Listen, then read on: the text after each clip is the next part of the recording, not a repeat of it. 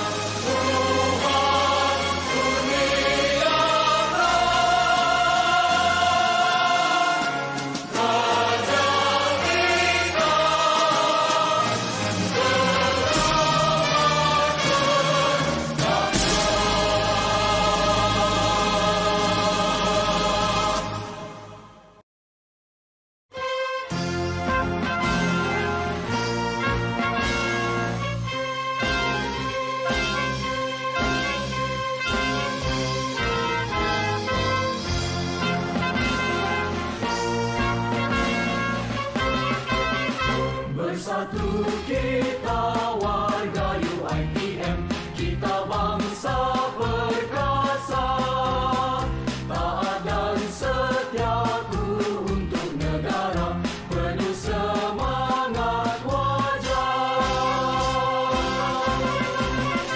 Kita jangan mudah terlupa pengorbanan perjuangan anak bangsa.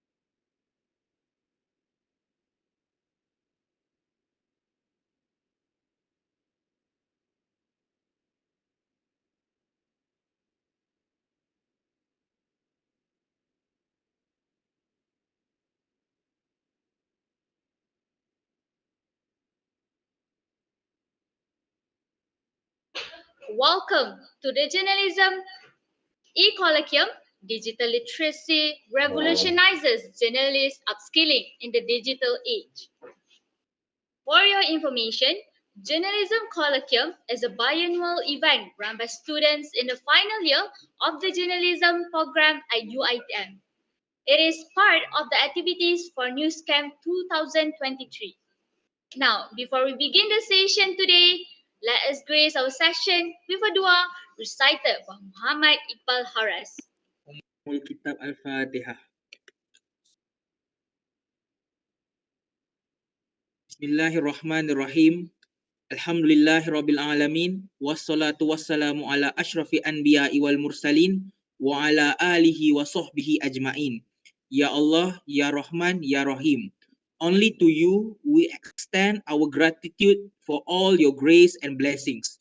In conjunction with today's ceremony, we ask for your inayah and tawfiq to grant us prosperity and happiness. Open our heart and open our chest so that we can feel knowledge that's useful for religion, nation, and country. We beseech that you bless this event with your abundance of grace. May all our effort in making this event a success receive your pleasure and guidance. Indeed, today we are gathered because of you, Ya Allah. We gather to gain knowledge, exchange opinions, contribute ideas, connect friendship, and provide support toward further improving our performance. We ask for strength for you, Allah, so that we who are present today can carry out all good deeds, and we seek refuge with you from doing evil. Ya Allah, grant us the wealth of knowledge and decorate us with gentleness. Rabbana atina fid dunya hasanah wa fil akhirati hasanah wa qina azaban nar. Wa sallallahu ala sayyidina Muhammad wa ala alihi wa sahbihi wa sallam. Walhamdulillahi rabbil alamin. Taqabbalallahu minna wa minkum.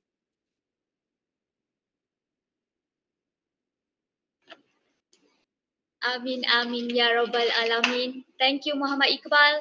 Now, ladies and gentlemen, let us hear a few words from the 48 Journalism E-Colloquium project leader, Akila Afendi. Assalamualaikum, salam sejahtera, salam UiTM Jatiku, and good morning to our Dean of the Faculty, Professor Abdul Rashid Abdul Rahman, the esteemed panels, Dr. Rocky Prasetyo Jati from Universitas Budi Luhur, Indonesia, Mr. Zikri from Malaysia kini, Madam Sakina Mohamed from BERNAMA, Professors, Deputy Deans, the head of the centres, course coordinators, lecturers, faculty members, and fellow friends. Ladies and gentlemen, it is with great pride and joy that I stand before you to begin the 48 Journalism Colloquium, an occasion painstakingly planned by the intelligent and motivated students of the 5th semester of the journalism program. This is not only a noteworthy turning point in our academic career, but it also demonstrates our dedication to remaining at the forefront of the media landscape. The theme of this colloquium is Digital Literacy, Revolutionizes Journalists Upskilling in the Digital Age, which reflect the significant influence that technology has had on the fundamentals of our industry. It is a subject that recognizes how important digital literacy is in forming journalists' perspective and skill set in this revolutionary age. Our organizing team, made up of committed journalism students in their 5th semester, have put in countless hours to create an event that transcends the conventional limits of academia. By fostering an atmosphere where ideas are exchanged, problems are solved with creative solutions, and digital literacy becomes a fundamental component of our journalistic DNA, we hope to close the gap between practice and theory. I would like to extend my gratitude to the faculty management, sponsors, and lecturers who have helped us to realize our ambition. The fact that this endeavour was successful shows how you believe in the students' body potential. To all the fellow friends, take advantage of this chance to get involved in the conversation, absorb knowledge from the experiences of our esteemed panels, and welcome the chances and challenges that the digital revolution has to offer. Allow this colloquium to serve as a springboard for your career and personal development. I want to thank everyone for joining me on this amazing adventure, and I hope that the Journalism Colloquium serves as a reminder of our group's commitment to the dynamic field of journalism. Thank you.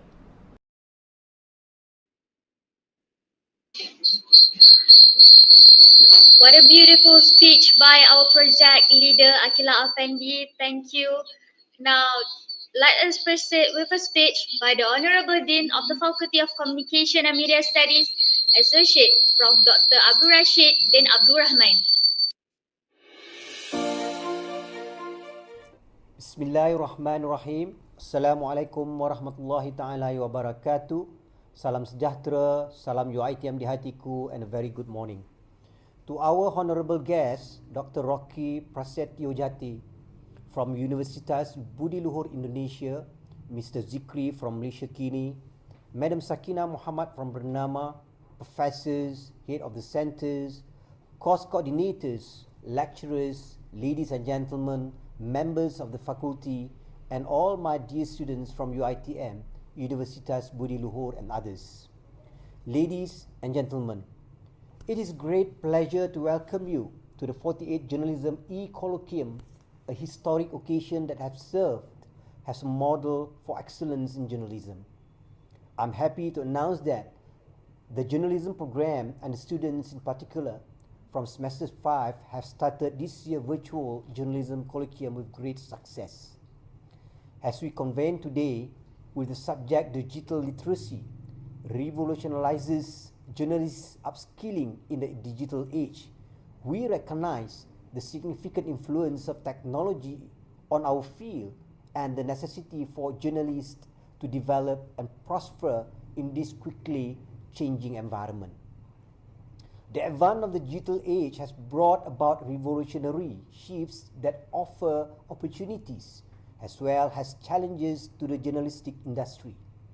The quality and the effectiveness of our work depend more than ever on our capacity to successfully communicate, traverse the digital world, and identify reliable information. Digital literacy is more than just technological skills. It is comprehensive awareness of the digital environment that includes ethical reasoning, critical thinking, and the dedication to the best media practices. Under the direction of subject matter experts and practitioners, we will have enlightening conversation for the next few hours. Ladies and gentlemen, our goal is not only to comprehend the difficulties presented by the digital era, but also to fully utilize its potential to improve journalism standards, promote transparency, and fortify the relationship between journalists and the communities they cover. I would like to express my sincere gratitude to the speakers, sponsors, and organizing committee for their hard working in putting together for this event. I applaud your commitment to promoting journalism values in the digital age, and I have no doubt that this colloquium will spark a revolutionary change. To all of the media and journalism students in attendance, seize the chance to sharpen your abilities, share ideas, and strengthen your dedication to excellence in journalism. Let us collectively envision a future where digital literacy not only enhances our storytelling capabilities, but also reinforces the vital role of journalism in a democratic society. My beloved students, it is time to talk about how adapting to change can help you to grow as a media students and to become more efficient media practitioners in the futures. As a students, you should take note of the information that you will learn today because it will be the basis for the competencies that are necessary for the proper future professional engagement. Besides that, it is necessary to continuously develop new skills in accordance with the intensive development of modern media tools. On that note, and with lafaz Bismillah, I hereby officiate the 48th Journalism Colloquium 2023, and with that, I thank you.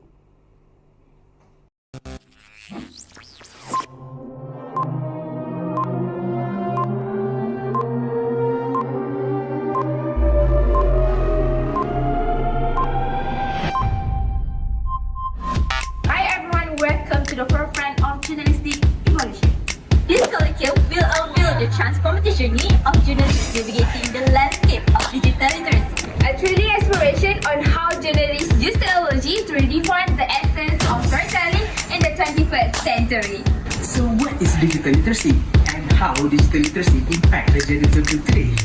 Digital literacy is about how the individuals, especially journalists, to comprehend and interpret online information.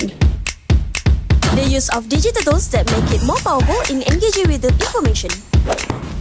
It's time to walk the talk. Let's dive into the related program of E-Colloquium, where words meet pixel. How journalists use the digital tools. Get ready to get inspired and involved with the new knowledge about journalist upskilling in the digital age.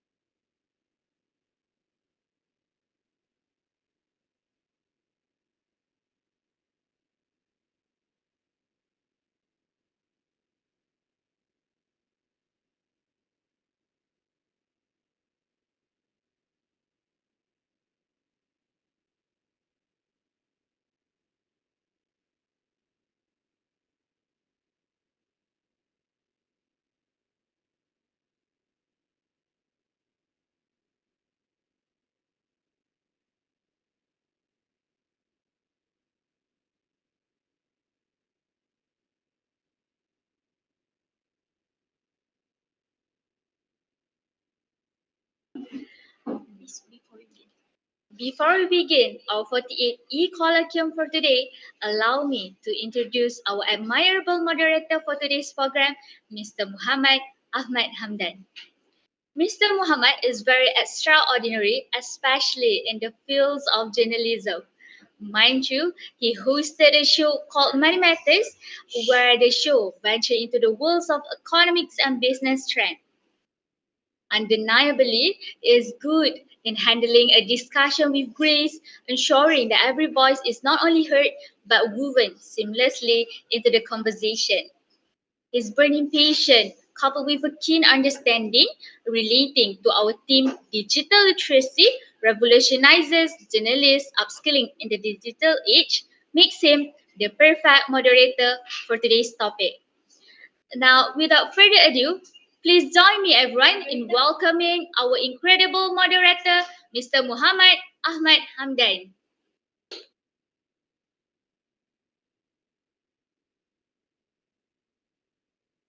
Okay, thank you so much, Giza, for the long and illustrious introduction of myself. I don't think I deserve some of the compliments. Not sure if I'm going to be the perfect moderator for this session, but I'll try. Assalamualaikum and good morning to all. I'm Mohamed Ahmad Hamdan, and I'm honored to be a moderator for the 48th Journalism E-Colloquium. And thank you for taking the time to join us today, especially on a Saturday morning. Now, our topic for this edition of biannual colloquium is Digital Literacy Revolutionizes Journalist Upskilling in the Digital Age. Now, before we begin, I would like to take this opportunity to thank all our sponsors Boat Noodles, Mr. Mac, and Red Navi from Indonesia for their generous contributions for this program.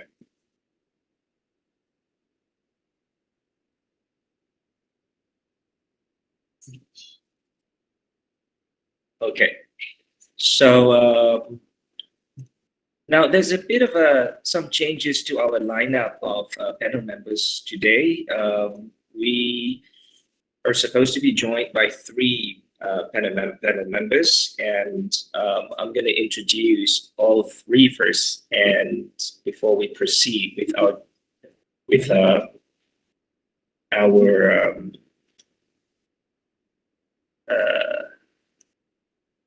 discussion. First up, we have Sakina Mohamed, and she's a journalist with 20 years of experience with the Malaysian National News Agency, BERNAMA, and she's currently the chief editor and head of BERNAMA's digital media division and data journalism unit. But Sakina will not be joining us on the first round of the discussion.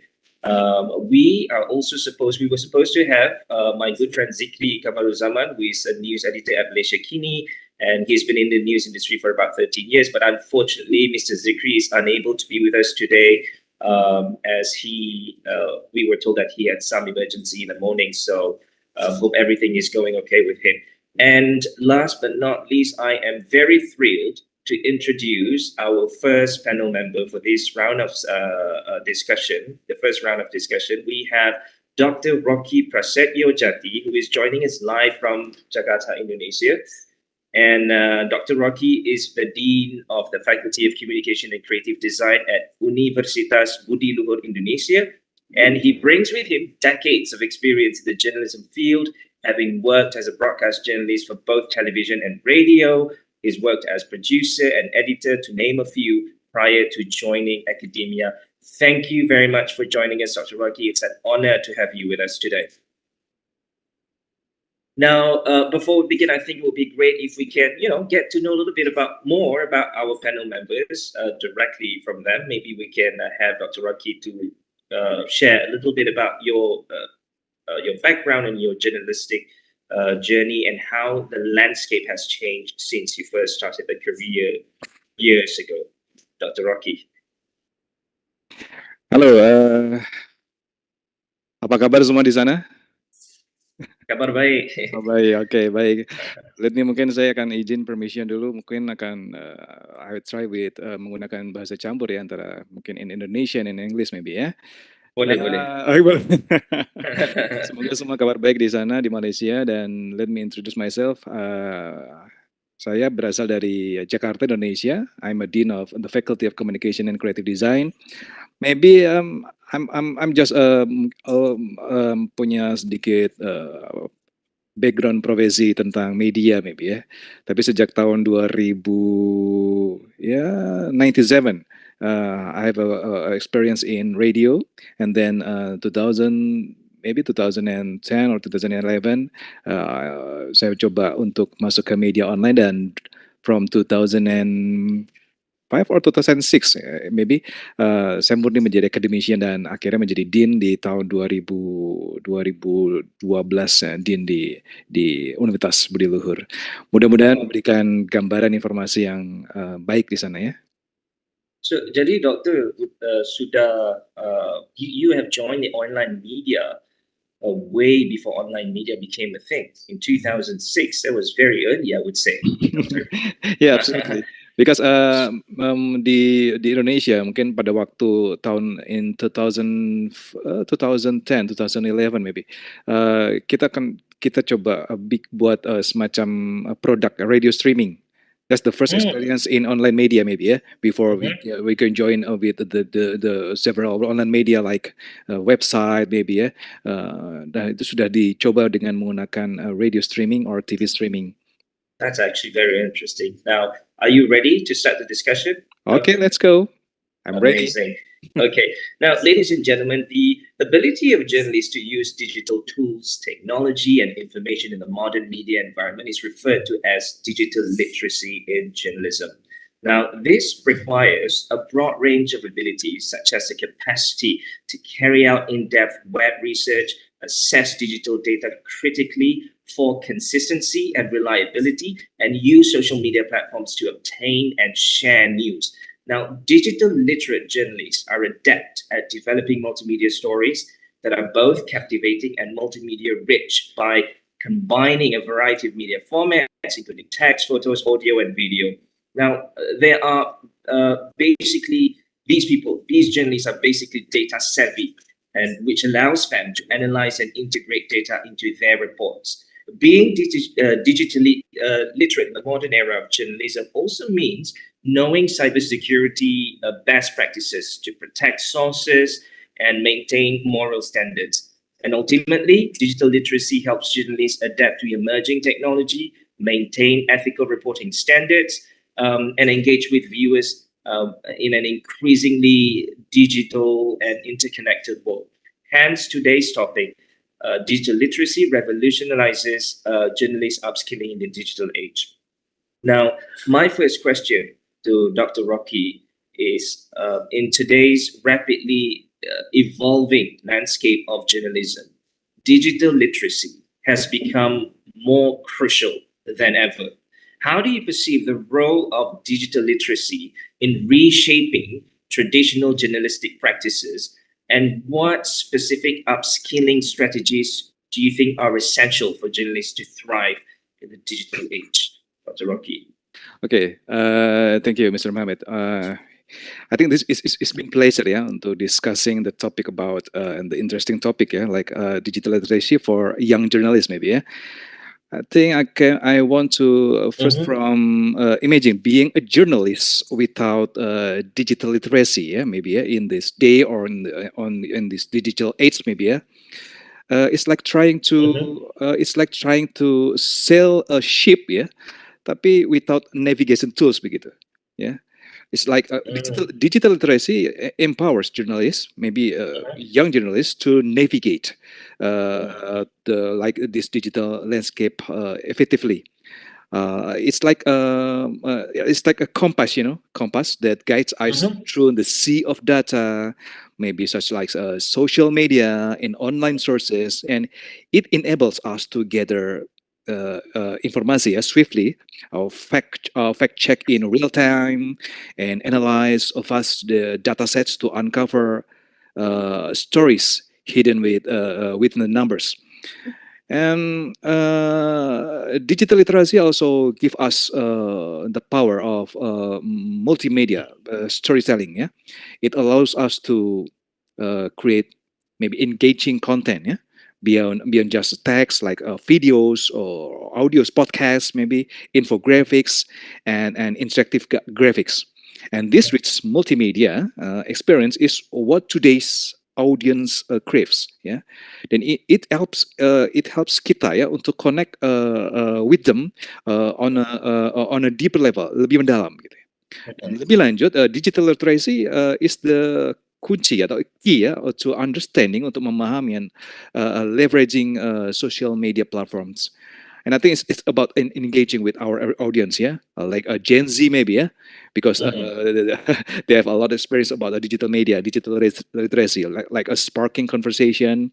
And I think a young generation must adapting with the content, with the new content from digital literacy, yeah.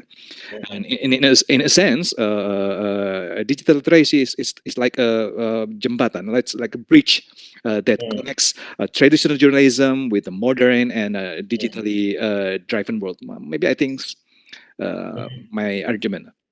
Dr. Rocky, you mentioned ada 3 keywords saya dapat tangkap daripada your explanation tadi. So the first keyword that you mentioned was digital literacy serves as a compass for all journalists navigating in the wide seas. Obviously you will need a compass to navigate, right? Yeah. So compass, that's one keyword. And the second keyword you mentioned was digital literacy is key. Maknanya dia penting juga. And the third one was bridge. So without digital literacy, I can safely say that it's just impossible for journalists in this modern age and era to carry out their responsibilities as effectively without digital literacy. Would you agree with that, Dr. Rocky? Yeah. I agree with that. Because in this is like maybe like mereka tidak boleh tanpa digital literacy, mereka tidak boleh lakukan carry out their responsibilities dengan efektif seperti sebelum ini. Yeah. Because I think because in this digital age, upscaling di sesuai topik kita ya, ini bukan lagi just a choice ya, tapi keharusan ya, necessity for journalists ya. Saya suka itu, ia bukan lagi a choice, ia bukan pilihan, tetapi ia harus, ini satu benda yang harus. Yeah. Teruskan, Dr. Rocky. Okay, maybe I think I have maybe just the opinion about some strategies that can make our young journalists maybe in Malaysia or Indonesia it's seems like can make a real difference like journalists maybe become must be proficient in using digital tools and software including like content management systems, video editing software, even it just use a CapCut application and data visualization tools maybe and I think these tools are the building blocks of modern journalism mereka harus belajar juga programming bahkan gitu because data analysis skills are invaluable jika sebelumnya data analysis mungkin hanya diperuntukkan untuk teman-teman rekan-rekan di IT maybe information technology, tapi untuk young journalist itu sebuah keharusan begitu. Training in tools like Excel, maybe Tableau, or even basic programming techniques like Python, I think can help journalists interpret complex data sets or present information effectively.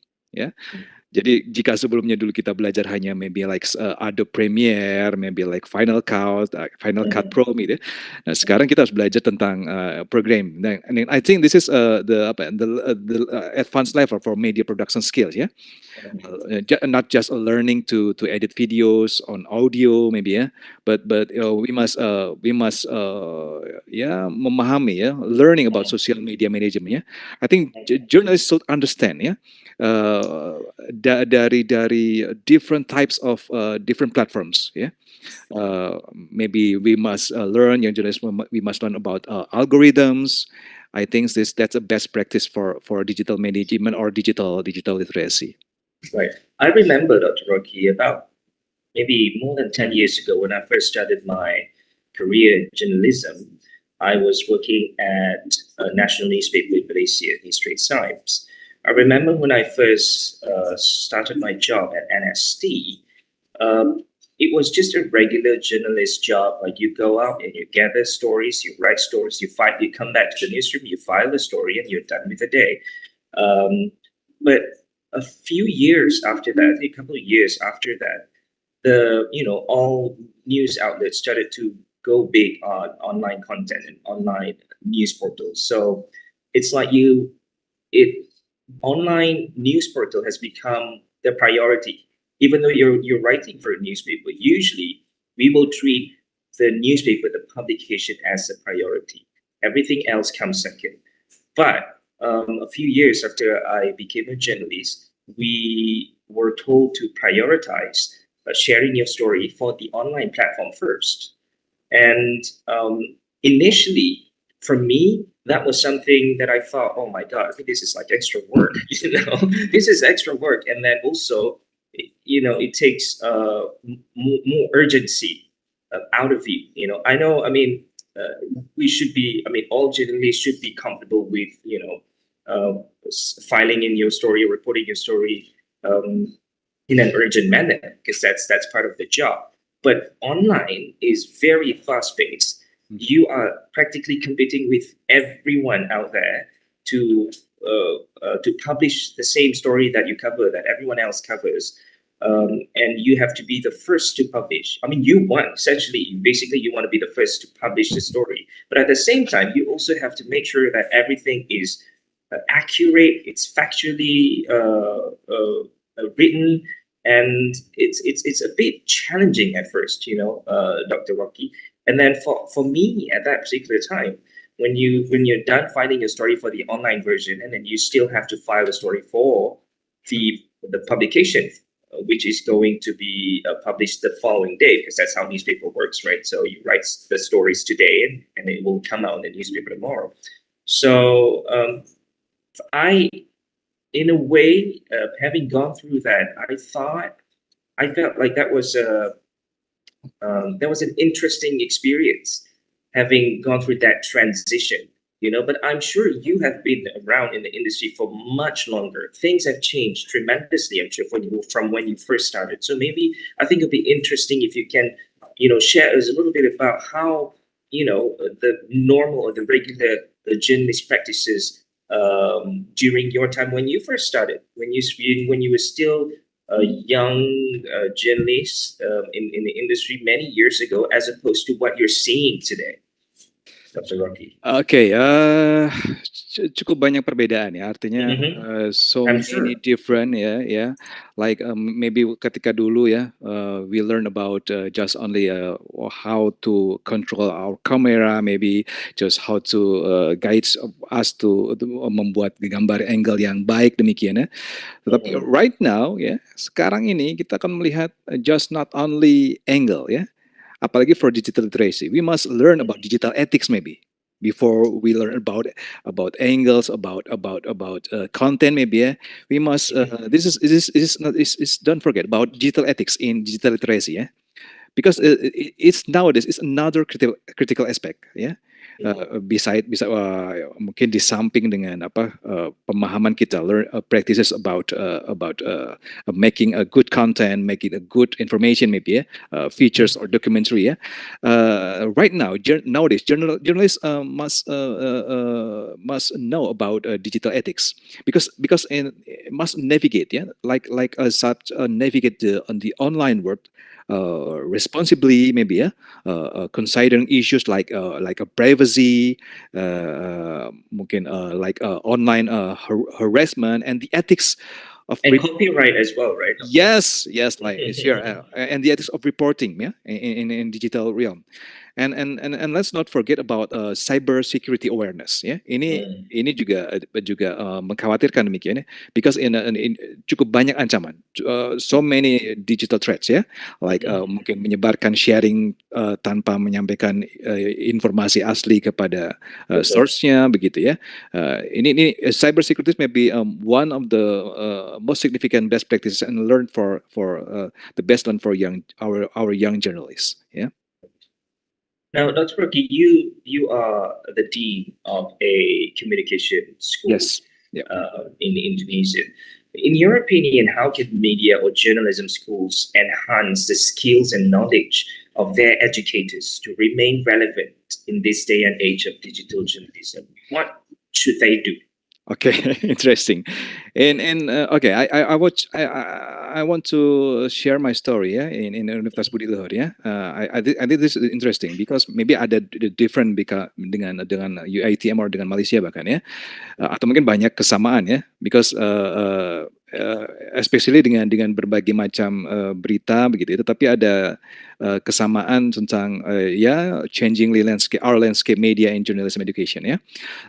I think the most significant takeaway for media and journalism education or schools is like embarking on the journey to upskill their maybe just their educators ya. Educatorsnya juga harus belajar ya. In the digital age is recognition ya, and that education itself because transform into dynamic and evolving process. I think in the digital age, everything from technology to media platform evolves like at a breakneck speed, maybe.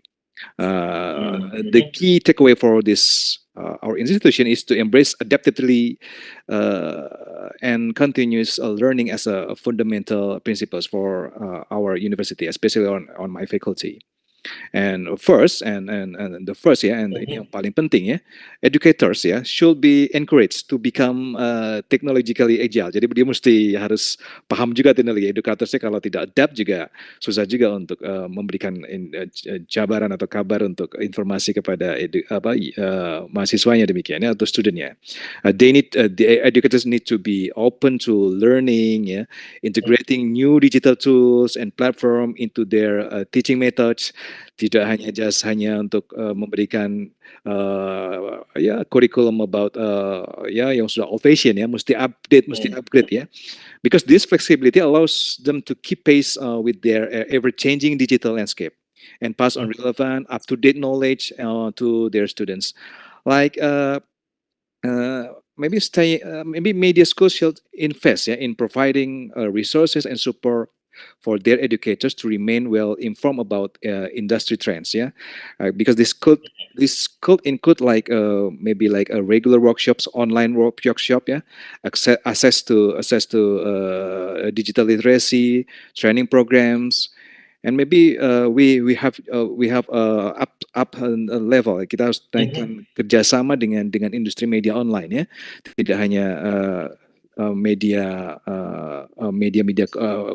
konvensional demikian. Because collaboration is another like a cornerstone gitu ya.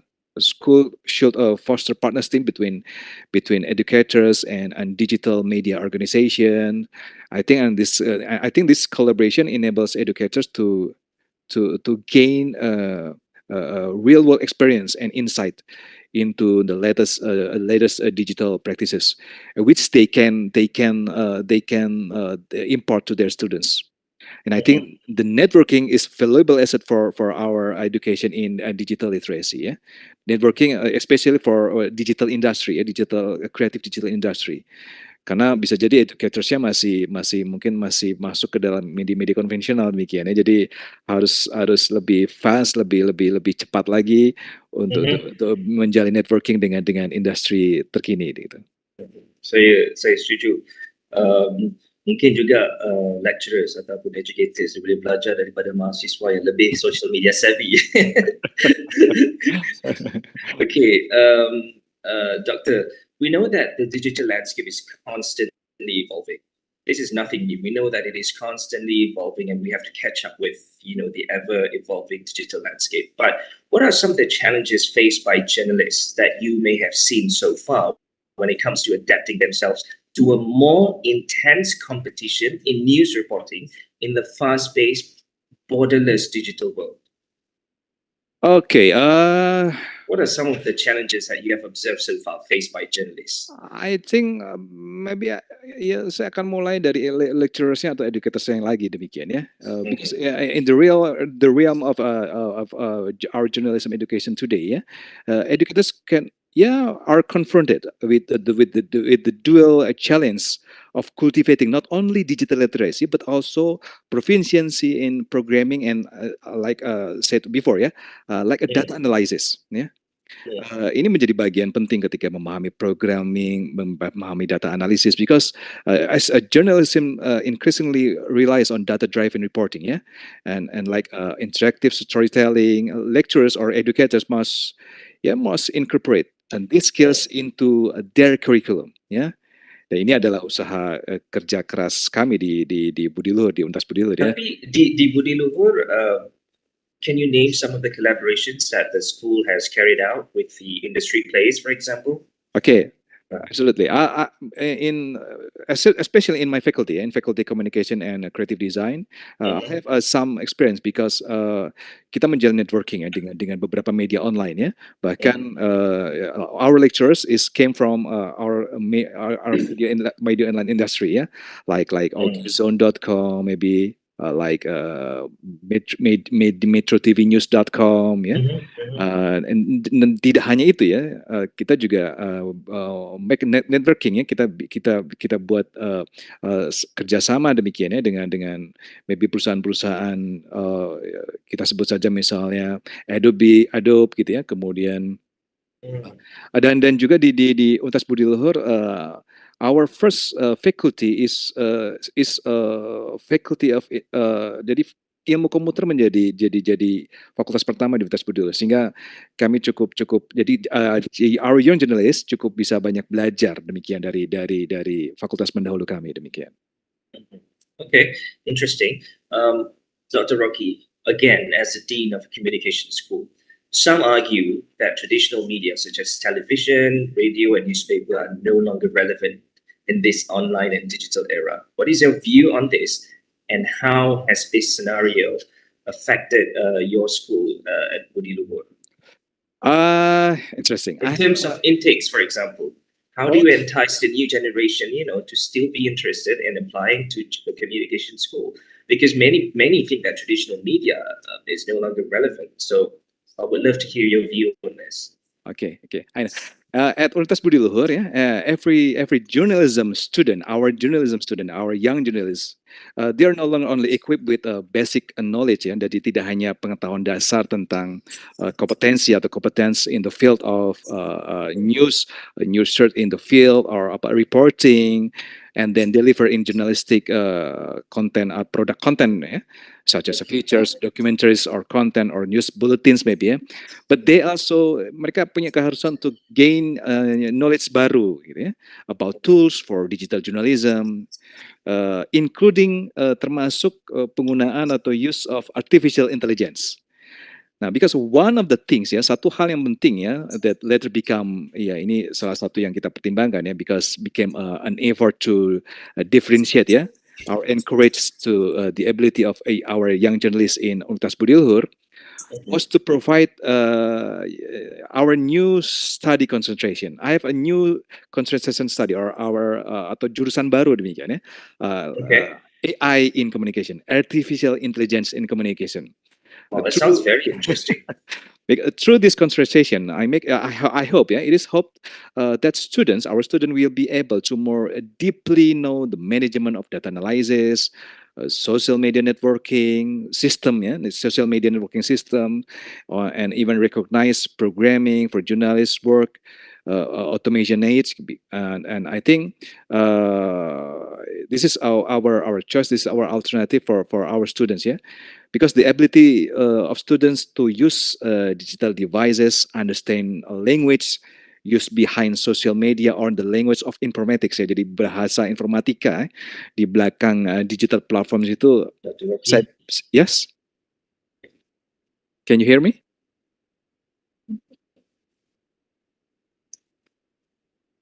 Terdengar suara saya?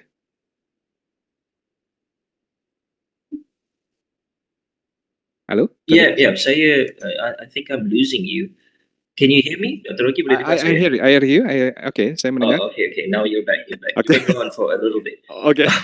I'm so sorry. Probably the internet connection. Really sorry about that, Dr. Rocky. Okay. So but it's really interesting that you said Budi Luhur sekarang ada jurusan baru yang memfokuskan kepada AI. Yep. If you can share a little bit more about that, I think that's very, very interesting because we don't have that here at UiTM. Because it akan menjadi interesting karena saya melihat ada sebuah jembatan baru untuk seorang jurnalis tidak hanya memahami bahasa jurnalistik demikian they must learn about language of informatics in digital data platform. Because sekarang ini kita tidak hanya berbicara dengan man to man, person to person we must learn about a big data. I think this will give our journalism student a unique advantage and strengths gitu And I think maybe in Budi Luhur we have punya unggulan studies gitu punya courses unggulan such as news content production, digital mobile journalism, dan sekarang bisa jadi akan bertambah demikian dengan AI in communication sebagai jurusan baru atau our new concentration. Mudah-mudahan masih terdengar suara saya. Can you hear me, Mr. Mohamed? I think masih mute ini.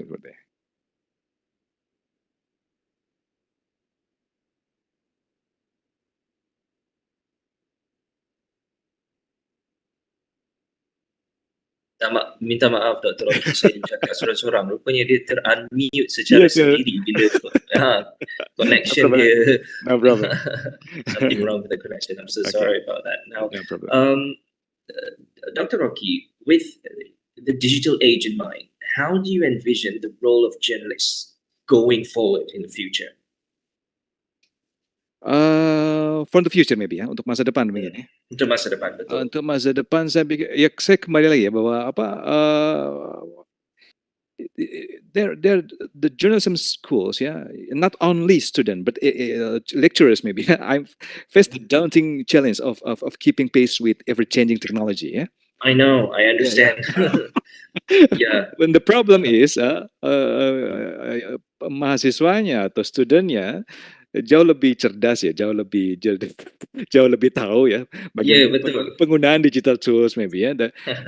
Because but the digital world is continually introduced in a very fast gitu ya. Like a new tools, platforms, technologies, kita baru belajar satu, tahu-tahu muncul teknologi baru, new technology ya.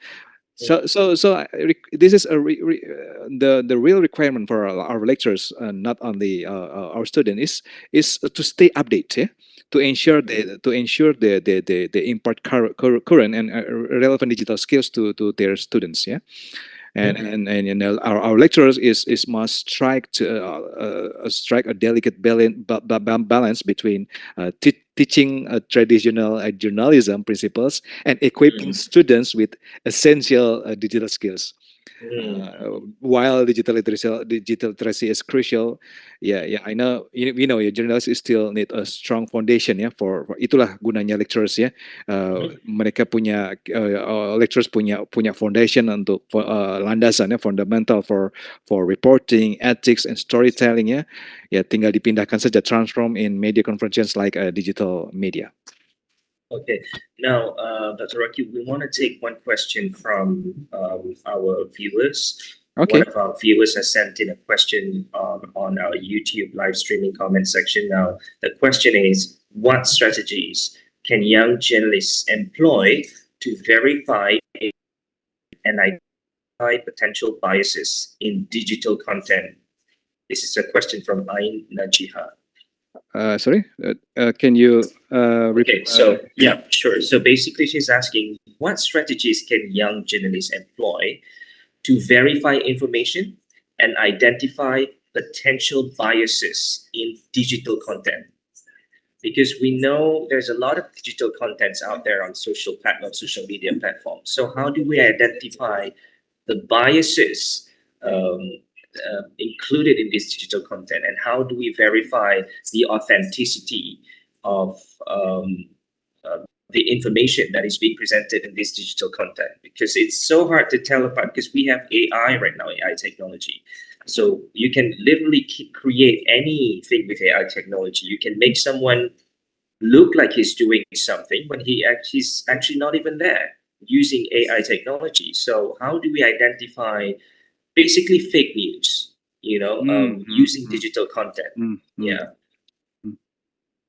I think we will start from our we must learn about our curriculum before ya. Jadi kembali lagi ke our education ya. Jadi lecturers atau mungkin maybe dean juga seperti saya demikian ya, harus paham tentang maybe digital literacy platform, maybe misalnya di Indonesia sendiri punya semacam website khusus ya, online set untuk melihat apakah itu, untuk cross check apakah itu fake news or hoax maybe ya. Because we always must to verify the source ya. We must cross check from multiple sources gitu. Nah, I think the Gen Z itu lebih jago ya, untuk lebih hebat, lebih bisa untuk cek untuk kebenaran dari sebuah berita begitu ya. Jadi kalau kembali ke digital literacy ya, mungkin kalau yang jurnalis ya must be always mereka harus punya kebiasaan, harus punya kemampuan ya, harus punya pengetahuan, knowledge about untuk verifying the source, apakah itu benar atau itu salah demikian. Saya pasti Dr. Rocky juga mengikuti sedikit sebanyak perkembangan yang berlaku di Israel dan Palestin yang sedang berlaku sekarang, dan baru-baru ini CNN ada membuat coverage. They did a coverage of the alleged tunnels that Israeli forces claim that Hamas's militants are using underneath hospitals in Gaza. So mereka mengatakan bom yang dijatuhkan di atas hospital ni kerana di bawahnya ada Hamas punya tunnel dan sebagainya. So baru-baru ni CNN ada buat coverage dengan mengikuti salah seorang Israeli military force untuk bawa masuk ke dalam tunnel ni lah yang mereka kata tunnel. Dan mereka tunjuk dekat dalam hospital ni ada jadual, ada schedule yang menunjukkan ini adalah jadual militan Hamas. Sebenarnya dalam bahasa Arab jadual itu bukan jadual militan Hamas. Dia adalah jadual biasa Isnin sampai did you see? Did you catch that news on CNN recently? It was right. So this is CNN we are talking about, Dr. Rocky. This is CNN, and then this news is being shared massively online. Untuk orang yang tak tahu, bila orang tak tahu Arabic, bila dia tengok berita tu, dia akan obviously percaya because CNN is a huge name in the media industry, right? So I am really intrigued to hear what you have to say about this. This is coming from a big media organization like CNN. Tadi Dr. Rocky sendiri mengatakan bahawa kita kena verify, kita kena tengok dulu, cross-check dulu, make sure your information is accurate and then you share it with the mass public. But this is CNN we are talking about. Mereka boleh benarkan sesuatu yang memang terang-terangan is completely false. Orang tu mengatakan, oh ini adalah jadual militan Hamas. Tetapi dia kata nama-nama di atas kertas ini adalah nama-nama guards, Hamas punya guards. When in actual fact, tulisan itu sebenarnya adalah nama hari dalam setiap minggu, Isnin sampai Ahad. Jadi, what do you have to say about this, Dr. Rocky? Okay. Considering that this is coming from CNN. Jadi kalau case study, our case study adalah tentang CNN dan ya, kalau kita akan coba elaborate with our topics digital literacy, hal yang paling is really important about to check the use maybe our critical thinking, ya. Salah satu kemampuan, salah satu skills yang perlu kita perlu perhatikan ya kurikulum yaitu terkait dengan digital literacy ya. Maybe think critically is like about about bagaimana information itu dipresented gitu ya. Kemudian consider maybe like apa sih motivation behind the news story and whether it seems like ya bisa jadi mungkin kita juga harus lebih memperhatikan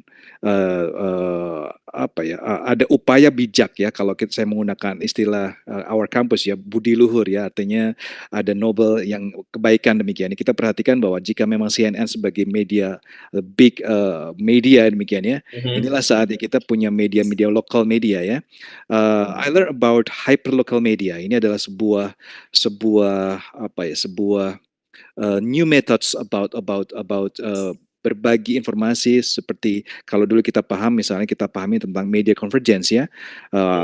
Our research my latest research is about hyperlocal media. Saya pikir hyperlocal media is like a new tools, digital platform baru demikian untuk kemudian memberikan alternatif news alternatif for our audience ya. Ya kalau kita misalnya harus menghadapi CNN mungkin it's difficult ya, artinya dengan kemampuan mereka berbagi distribusi berita gitu ya. Tapi salah satu yang bisa membuat kita lebih powerful adalah kita punya hyperlocal media. Jadi sebuah new method ya, bagaimana media-media lokal itu bisa saling tetap stay informed demikian ya, bisa berbagi informasi, berbagi berita baik bahkan begitu, tidak hanya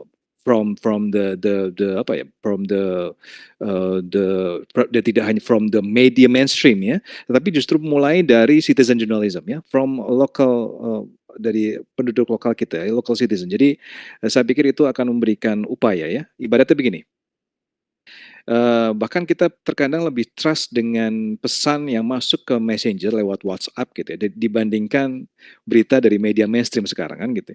Ketika saudara kita, rekan kita berbagi berita, berbagi kabar, menjabarkan tentang sharing information about new information, terkadang lebih percaya, lebih trust di message yang masuk lewat WhatsApp Messenger atau Telegram Messenger.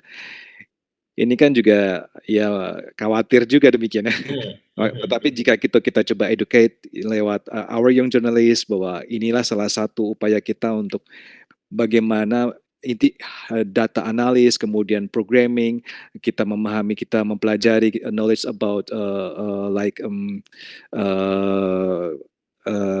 algorithm, itu menjadi sebuah keharusan sehingga bias-bias kekhawatiran kita terhadap fake news akan bisa lebih mudah mendapatkan solution gitu, Mr. Mohamed. Okay, Dr. Rocky, I want to take one more question from our participant. Okay, this is a question from Shavina, and she is asking whether news and misinformation, what role does digital literacy play in enhancing the credibility of journalists and ensuring accurate reporting? Macam mana digital literacy ni, apa peranan dia, macam mana ia boleh membantu jurnalis untuk memastikan bahawa reporting yang dilakukan mereka lebih accurate dan lebih credible. Iya. Untuk melawan misinformation, untuk melawan fake news. I think literasi digital literacy is plays a crucial role ya untuk combating misinformation in the news ya. Like I said before, in the today's like a digital age sekarang gitu ya, di mana information is readily accessible and easily disseminated ya, dimanapun bisa kita pantau gitu. Oke, masih bisa mendengar suara saya? Ya, saya masih dengar. Okay. I think it's more important than ever to equip individuals with the skills and knowledge needed to navigate. Jadi dari versi on online content effectively. Like ada beberapa yang mesti kita miliki ya about digital literacy can help maybe like address news and misinformation news issues ya. Like critical thinking, yeah, once again, yeah, like a digital literacy, because critical thinking is like can help individuals to assess the credibility and reliability, of information sources, because this is essential for distinguish between trustworthy atau kepercayaan news outlet dan juga sources yang propagate misinformation seperti tadi ada salah menerka bahasa gitu ya. Ini kan juga kita mesti punya cara untuk memperhatikan itu, untuk kontrol itu. And tidak hanya critical thinking, maybe juga bisa juga digital literacy like source evaluation ya. Because digital literacy teaches people how to evaluate the trustworthiness of sources by checking their reputation, checking the expertise, checking and biases, and these skills enables individual to make informed decision about informasi yang kita konsumsi kan itu. Dan yang paling penting saya setuju sekali ya, saya sepakat tentang understanding media bias itu ya. Ini because dengan digital literacy ini kan bisa mengeducate individuals gitu ya about different types of media bias such as confirmation bias, political bias, dan mungkin sensasionalnya gitu ya. Dan dengan rekognisi ini ya, rekognisi bias-bias tersebut akan membantu people to interpret news content more objectively kan. Yang paling penting kan begitu, ketika audiens itu melihat itu menjadi objectively kan gitu. Kalau sudah mendapatkan hal seperti itu, saya pikir awareness untuk audiens untuk memahami mana good news, mana fake news mungkin akan lebih mampu. Dan kembali lagi dari kita berharap we hope young journalists can learn about digital literacy more. Mungkin lebih daripada kita dulu waktu belajar jurnalistik demikian. Okay. Dr. Aki, another question from one of our participants. Okay. This is a question from Nur Shazrina. In your opinion, what is the biggest challenge for young journalists or aspiring journalists who wants to enter or who wants to start off their journalism career in this modern and digital age? is the biggest challenge that they will be facing when they're just first starting their career in the journalism field for young journalists in this modern era? Especially in the AI era, maybe. Yes, I agree. I feel like that is the biggest challenge. That is the biggest competitor. I agree with you, Dr. Rocky. Yeah, because go on, Dr. Rocky. Because dengan AI ini kan kita bahkan bisa create content, bisa create information, tidak perlu typing sendiri ya, tetapi bisa dibantu oleh AI bahkan. And that's, in my opinion, and that's the biggest challenge for our young journalists, in the not only in the digital era, but in the AI era, in the artificial intelligence era, because it's the evolving landscape of journalism itself, which is influenced by the increasingly integration of AI and automation, maybe the key tantangan atau challenges adalah seperti maybe like job disruption bahkan job disruption ini tantangan sendiri, job disruption ketika AI dan otomatisasi can perform certain journalistic tasks such as data analysis, content generation, and even basic reporting. Kita bisa bayangkan, kita bisa imajinasi misalnya untuk membuat making content about skor pertandingan sepak bola misalnya kan. Tidak perlu lagi kita menulis sendiri kan, kita bisa create menggunakan AI Tetapi ada juga challenge yang lain seperti misalnya young journalist bakal akan face ethical dilemmas ini dalam scope AI karena ethical dilemmas is related to AI generated content. They must grapple with question about maybe transparency authorship kan gitu, kemudian credibility sendiri. Kalau AI ini kan juga generate news story-nya kan juga mesti di cross check lagi. Ini menjadi tantangan ketika tidak kemudian hanya serve lewat AI saja, tapi kita sebagai yang jurnalis juga tetap harus ada human di situ tetap harus ada peran kita sebagai human untuk cross check, untuk cross check lagi apa yang dituangkan oleh AI itu. Seperti mungkin verification journalist will need mungkin develop.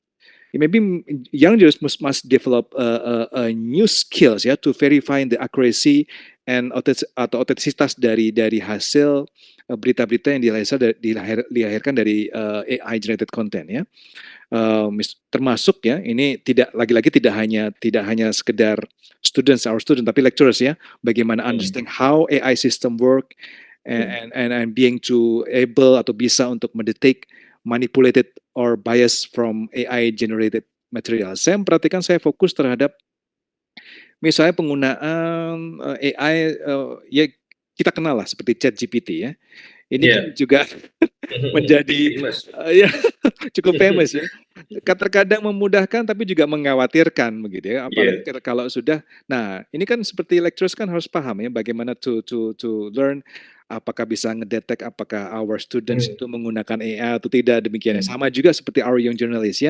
because cukup terbantu because kita bisa terbantu dengan adanya AI detectors di beberapa website sudah ada AI detectors sehingga tidak perlu khawatir lagi our lecturers or educators ketika ada students yang ini kok cakep sangat nih beritanya kan, cakep sangat tulisannya kan, tinggal dimasukkan PDF-nya in the website sudah terlihat tuh apakah ini human generated or AI generated. So I think the most important for our journalists is must adapt with not only the digital technology but I think for this nowadays is the AI tools for research. AI for research, AI for analysis, for data visualization, for journalists, maybe is must. Jadi itu tantangan terbesarnya adalah tidak hanya digital literacy. Karena saya pikir semua sudah paham mana yang baik, mana yang tidak, demikian Tapi yang saya khawatir adalah bagaimana artificial intelligence itu justru kembali tadi bagaimana mereka bisa mendisruption profesi dari jurnalis itu sendiri. Jadi menurut Dr. Rocky sendiri, going forward in the future, adakah Dr. Rocky merasakan bahawa AI ini akan ambil alih kerja wartawan? Bisa jadi, tetapi jangan khawatir. AI ini kan saya pernah create podcast with AI begitu ya. Iseng memang saya sekedar membuat sebuah ya podcast gitu. Saya interview dengan AI gitu ya. Kemudian ya, pada akhirnya saya menyebut AI ataupun ChatGPT or ya a lot of many kind of AI tools ya. Itu sebagai our intellectual partner ya. Alih-alih menyebut mereka akan mengambil alih posisi kita, mengambil alih profesi kita, bahkan sebagai lecturer gitu ya. Ternyata saya bisa sebut bahwa kita harus punya our mindset, harus menyebutkan bahwa artificial intelligence ya itu adalah our intellectual partner intelektual kita. Dengan punya mindset seperti itu, saya pikir kita punya selalu punya kekuatan gitu ya, punya apa ya, daya ingat bahwa karena itu adalah partner intelektual sehingga apapun yang dihasilkan oleh generated contentnya AI tetap kembali lagi bahwa harus ada peran humanisme di situ ya, karena ya kita kan ya akhirnya yang secara intelligence yang artinya lebih kuat seperti emotional intelligence, spiritual intelligence itu justru menjadi bekal kita untuk memberikan kepada audiens mana kabar yang baik kan begitu, mana yang berita yang tidak baik demikian. Mungkin juga mungkin profesi wartawan itu masih ada dengan adanya AI ini pada masa akan datang, tetapi mungkin akan direducekan. Dia punya peranan itu mungkin lebih dikurangkan sedikit. Contohnya macam Dr. Rocky mengatakan tadi, dengan adanya AI kita boleh generate satu reporting, satu story lah, satu cerita kan. Tetapi dia masih perlu seseorang untuk cross check, untuk check dia punya fakta, untuk check dia punya structure dan sebagainya. Mungkin itu peranan wartawan akan dikurangkan sehingga itu saja in the future. Macam mana? itulah mengapa kita mesti learn about like a data analysis algorithm itu karena memang itulah toolsnya gitu kan. Macam mana Dr. Rocky nak meyakinkan atau memberi jaminan kepada generasi baru yang ingin apply ataupun sambung belajarnya untuk tertiary education dalam journalism atau kewartawanan? How do you convince the young generation that hey, the profession is going to stay for a long time despite the fact that we have AI technology in the picture now, but you know the profession is going to stay? How do you convince the new generation that the professional remains relevant for many more years to come? For many, okay. Seperti yang mungkin kita pahami ya, the transformasi dari jurnalistik itu sendiri kan sangat clear gitu ya, bahwa ya kemampuan kita digital literacy tidak hanya seperti yang kita sepakati tadi ya, tidak hanya sebagai choice gitu ya, tapi absolutely itu adalah necessity gitu, jadi sebuah keharusan demikian. With the advent of new technologies and platforms, journalists must equip themselves with the skills to navigate in this ever-changing landscape demikian. Digital literacy empowers our journalists is not only to keep up with the latest trends or advancements, but also critically mengevaluasi informasi ya. Engage dengan audience and tell stories in berbagai cara demikian gitu. Itu saya pikir tadi ya, kekhawatiran tentang job disruption in young journalists saya pikir bukan menjadi sebuah kekhawatiran yang berlebih, karena kita punya kemampuan lebih untuk our journalists can stay relevant ya. Human touch itu masih penting. Human touch. Sentuhan manusia itu masih penting. Masih penting. Itu tidak boleh digantikan dengan AI, betul Dr. Rocky? Tidak boleh dan jangan sampai, tidak bisa. Ya, kita tidak tahu ya. Oh, menakutkan. Dr. Rocky, what are some of the takeaways that you may have had from your discussions with your industry partners in Indonesia? Because you mentioned in the beginning that Budi Luhur has engage with industry players, metrotv.com dan sebagainya. I'm sure you've had some discussions and meetings with the industry players. What are some of the takeaways that you can share with us from these engagement that you had with the industry players, media industry players in Indonesia? Maybe the concerns or maybe some suggestions or recommendations that you get from them. Okay, one of the important dari discussion with our online media, salah satunya adalah they must learn, ya. Our young journalists must learn, ya. Ini from maybe one of the focus group discussion with our online media in Indonesia, ya. Kita sepakat, ya. They must learn how to use, like I said before, how to use digital tools effectively, ya, for research, for fact checking and storytelling. Multimedia storytelling adalah bagian penting sekarang, ya, kan, because orang Gen Z sekarang, generasi Z itu lebih melihat bentuk multimedia, ya. So Yeah. they must also develop an understanding of digital ethics and media literacy. Ini untuk critically evaluate information, ya. Jadi lagi-lagi tentang combat misinformation, ya. Itu yang didiskusikan dengan online media yang ada di Indonesia, gitu. Salah satu yang kita pertimbangkan lagi-lagi adalah bagaimana di Indonesia kan cukup banyak, ya, karena kita punya penduduk yang banyak, begitu, ya, punya netizen yang banyak, demikian, sehingga kemungkinan untuk misinformation itu cukup signifikan, sehingga we must also develop an understanding, ya, like a digital ethics and media literacy, ya, karena itu adalah bagian penting untuk reshaping traditional journalistic, ya. Because ini akan membuat apa yang dulu seakan-akan konvensional, seakan-akan itu sudah mungkin tidak berlaku lagi, itu menjadi bagian penting seperti fundamental atau fondasi tentang bagaimana meliput berita dengan benar, kan, gitu. Ketika fact checking itu sudah tidak hanya lagi kemudian menggunakan perangkat Google atau perangkat search engine, tapi bagaimana fact checking itu kita bisa langsung kepada source yang paling benar, begitu, untuk mencari informasi yang paling benar, sources yang paling benar. Menarik itu. Dr. Rocky, we have one more question from one of our participants. Okay. This is a question from Suraya. Do you believe that the increasing use of AI journalists in media poses a threat to the quality and integrity of journalism, or do you see it as an inevitable evolution that can enhance efficiency and widen coverage? Or maybe it could be both. Dr. Rocky, is it a threat to journalism integrity? Yes, ya, saya pikir mungkin bisa jadi, ya, karena kan apa ya? Seberapa banyak kepercayaan yang kita boleh letakkan kepada AI journalist, Dr. Prasetyo?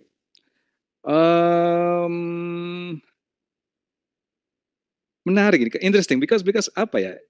Lagi-lagi seperti yang tadi saya sebut di awal, bahwa AI ini tidak hanya sekedar sebagai just only bukan menjadi sebuah tools kita untuk create content atau create reporting content atau create berita, demikian, ya. We must have a mindset about AI is our intellectual partner, our journalist partner, ya. Jadi bagaimana untuk getting stories segala macam, itu perlu, ya, kita selalu melihat bahwa integritas ada di digunakan integritas, untuk mencantikkan lagi kita punya kerja. Ya, integriti kita itu terletak dari human touch kita. Seperti yang disebut Mr. Mohamed, bahwa AI lagi-lagi hanya sekedar membantu, ya, untuk improving efisiensi, ya, gitu, ya. Ya kan bisa lebih cepat, ya, efisiensi, ya, like kemudian providing mungkin valuable insights, karena kita bisa providing valuable insight, kan kita bisa gathering so many insight atau so many perspektif, gitu, ya. Mungkin juga bisa aiding tas-tas jurnalistik baru, karena ini ada satu fakta baru yang kita bisa lihat dari berbagai perspektif. Tapi however, the responsible and the ethical integration of AI, ya, into journalism is tetap lagi, ya, kita harus melihat bahwa AI ini intellectual partner, ya. Jadi bukan lagi diserahkan sepenuhnya kepada AI, tapi integrity ada di letak kita sebagai human, kan, gitu. Ya, karena saya juga percaya, because at the end of the day, you may generate your story through AI, but at the end of the day, you are the gatekeeper. Before you publish the story, you decide whether the story is accurate or is, good to go before you publish it online. So at the end of the day, it's your decision. It's a human decision, right, Dr. Rocky? Yeah, right. So it's not like the AI, AI journalists do everything by themselves. There has to be a human that manages someone that manages the AI journalist work before it is being published online or wherever. Dr. Rocky. Ya, Even, itu yeah. itulah kalau bahwa ketika the role of journalist is menjadi multifaceted ya. Jadi not only gathering the dissemination of accurate information ya, but also ya exercise of judgments, ethics, storytelling, and maybe this is ya saya sebut menjadi deep understanding of the human experience ya. I think this aspect of journalism and akan deeply rooted in human abilities, dan itu menjadi challenging lagi buat AI kan gitu. Karena base-nya AI itu kan sebenarnya dari big data, dan big data itu kan yang create kan lagi-lagi kan kembali ke kita. Jadi ketika kita juga kemudian mungkin punya batasan untuk share informasi, itu juga akan membuat AI juga tidak lagi cerdas demikian ya, tidak lagi punya intelijen yang kuat gitu ya. Lagi-lagi root-nya kepada ke kita lagi gitu, sebagai human. Dr. Rocky, boleh kongsikan sedikit kandungan kursus di Budi Luhur yang Dr. Rocky mention earlier mengenai satu subjek yang memfokuskan tentang AI itu. Apa yang dimasukkan di dalam silibus AI itu? Saya rasa agak menarik kalau kita dapat dengar. Oke, interesting. Jadi di Universitas Budi Luhur kita kan sebelumnya sudah share ya tentang our new consideration about AI ya. Jadi salah satu our excellent courses is maybe like news content production. Ini tidak hanya sekedar kemudian bagaimana memproduksi hanya sebuah konten berita, tetapi our student juga harus learn about how algorithm works gitu ya. Bagaimana juga mungkin create content berita tidak hanya sekedar kemudian melihat bahwa get information, get reporting kemudian di delivery, tapi bagaimana kita use big data untuk create news content ya. Dan tidak hanya itu, kita sebut AI in communication. Ini lebih ke semacam difference ya, bikin difference dengan rekan kita di Faculty of Information Technology. Ketika mereka develop about programming, about software ya, kita lebih generate lebih ke how to use. Jadi lebih ke use bagaimana menggunakan software tersebut ya. Sehingga yang kita pelajari adalah bagaimana AI itu kemudian mendukung perangkat ya tadi ya sebagai partner intelektual demikian ya, how to present like maybe like a digital mobile journalism. Ketika digital mobile journalism dulu hanya mungkin sekedar like kita menggunakan perangkat smartphone kemudian mengambil gambar demikian ya. Tapi sekarang kemudian tidak hanya sekedar mengambil gambar, tidak hanya sekedar kemudian capturing foto atau capturing video demikian, kemudian edit menggunakan smartphone, tetapi kita juga bisa memantau misalnya how many views, how many likes kan gitu ya dalam sebuah platform. Ya, we know bahwa online media tidak hanya menggunakan website, bukan ya? Artinya tidak hanya menggunakan website, tapi juga memanfaatkan Instagram, bisa jadi menggunakan TikTok, bahkan bisa juga YouTube kan gitu. Ini salah satu peran atau role dari our university, our faculty is how to develop a new curriculum, our syllabus with bagaimana tidak hanya student, tapi lecturer pun juga punya semacam workshop demikian ya. Our lecturers kita berikan semacam workshop untuk bagaimana memahami penggunaan AI, bagaimana memahami big data, bagaimana memahami data programming demikian ya. Seperti bahkan sekarang untuk AI and communication ada sebuah courses yang itu lebih familiar untuk teman-teman di Faculty of Information Technology like Python. Python ini ada software yang lebih dekat ya. Lebih besar data Yeah. dia can accommodate lebih besar, dia lebih besar daripada SQL kalau saya tak salah. Python itu kan fokusnya lebih ke pembelajaran teman-teman di information technology kan itu di komputer. Coding like coding. Tapi pada saat yang sekarang young journalist di kampus kami ya khususnya di fakultas saya, kita mengembangkan tidak hanya broadcast journalism, but we develop about broadcasting and digital journalism. Ya, kita belum signifikan menyebut bahwa itu adalah multimedia journalism. Kita masih ya slowly but sure ya. Kita bikin sebuah broadcasting and digital journalism dan di samping itu ada AI and communication. Macam mana feedback ataupun sambutan daripada pelajar setakat ini?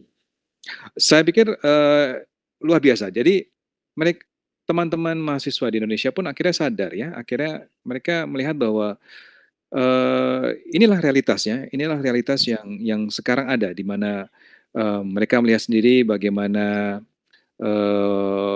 ya warga negara Indonesia ini yang cukup, warga Indonesia sendiri ya, yang cukup saya pikir mengkhawatirkan atau rentan ya, ketika melihat sebuah berita-berita yang terkait dengan fake news, disinformation demikian, sehingga apa yang mereka lakukan adalah tadi ya, mereka belajar untuk mengcombat atau melawan disinformation itu dengan ya harus ada pergerakan dari pemuda gitu, harus ada pergerakan dari our young journalists, dan kesadaran itulah kita membuat mahasiswa kita untuk kemudian alih-alih untuk tidak hanya sekedar mempelajari misalnya bagaimana teknik editing, bagaimana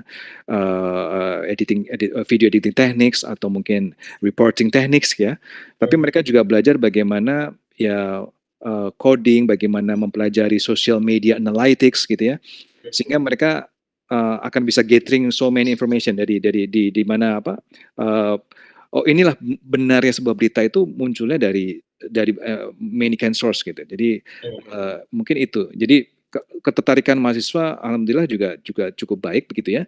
Dan ini adalah sebuah kebanggaan ya. Ini sebuah apa ya? Sebuah kebanggaan begitu ya, sebuah kebanggaan karena AI and Communication akan kita benar-benar launch itu di tahun 2024. Sekarang ini masih menjadi pendamping saat ini. Jadi pendamping, jadi masih diinsertkan di dalam beberapa kurikulum kita demikian. Tetapi kita akan menjadi benar-benar akan menjadi launching, grand launchingnya itu di 2024 demikian.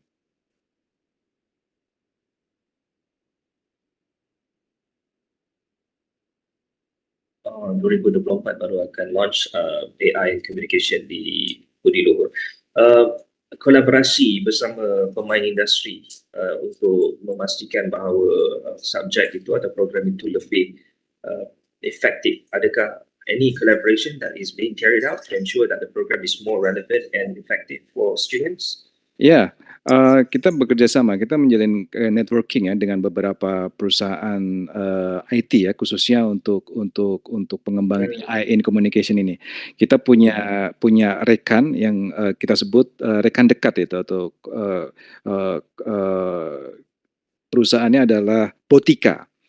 Botika adalah sebuah perusahaan yang mensupport our lecturers. Jadi karena ya seperti yang saya sampaikan sebelumnya ya, bahwa our lecturers mungkin hanya terbatas ke dalam fundamental atau fondasi-fondasi jurnalistik ya, sehingga kita butuh peran dari orang luar, praktisi luar, sehingga pelajar untuk lecturer atau educator untuk fokus in AI and communication, kita bisa belajar dari rekan kita dari Botika, sehingga kita menjalin kerjasama juga dengan Botika, sebuah perusahaan yang fokus untuk pengembangan seperti chatbots ya, AI chatbots ya. Jadi mereka merancang chatbots, mereka menjadi partner kita. Mereka lah adalah ya practitioner ya untuk di bidang AI, sehingga saya berharap dengan kerjasama yang erat ini ya mahasiswa punya experience yang lebih ya, punya best practice dari pengalaman Botika, sehingga ya malah justru I hope ya dari semua mahasiswa yang mungkin di last semester tidak harus mencari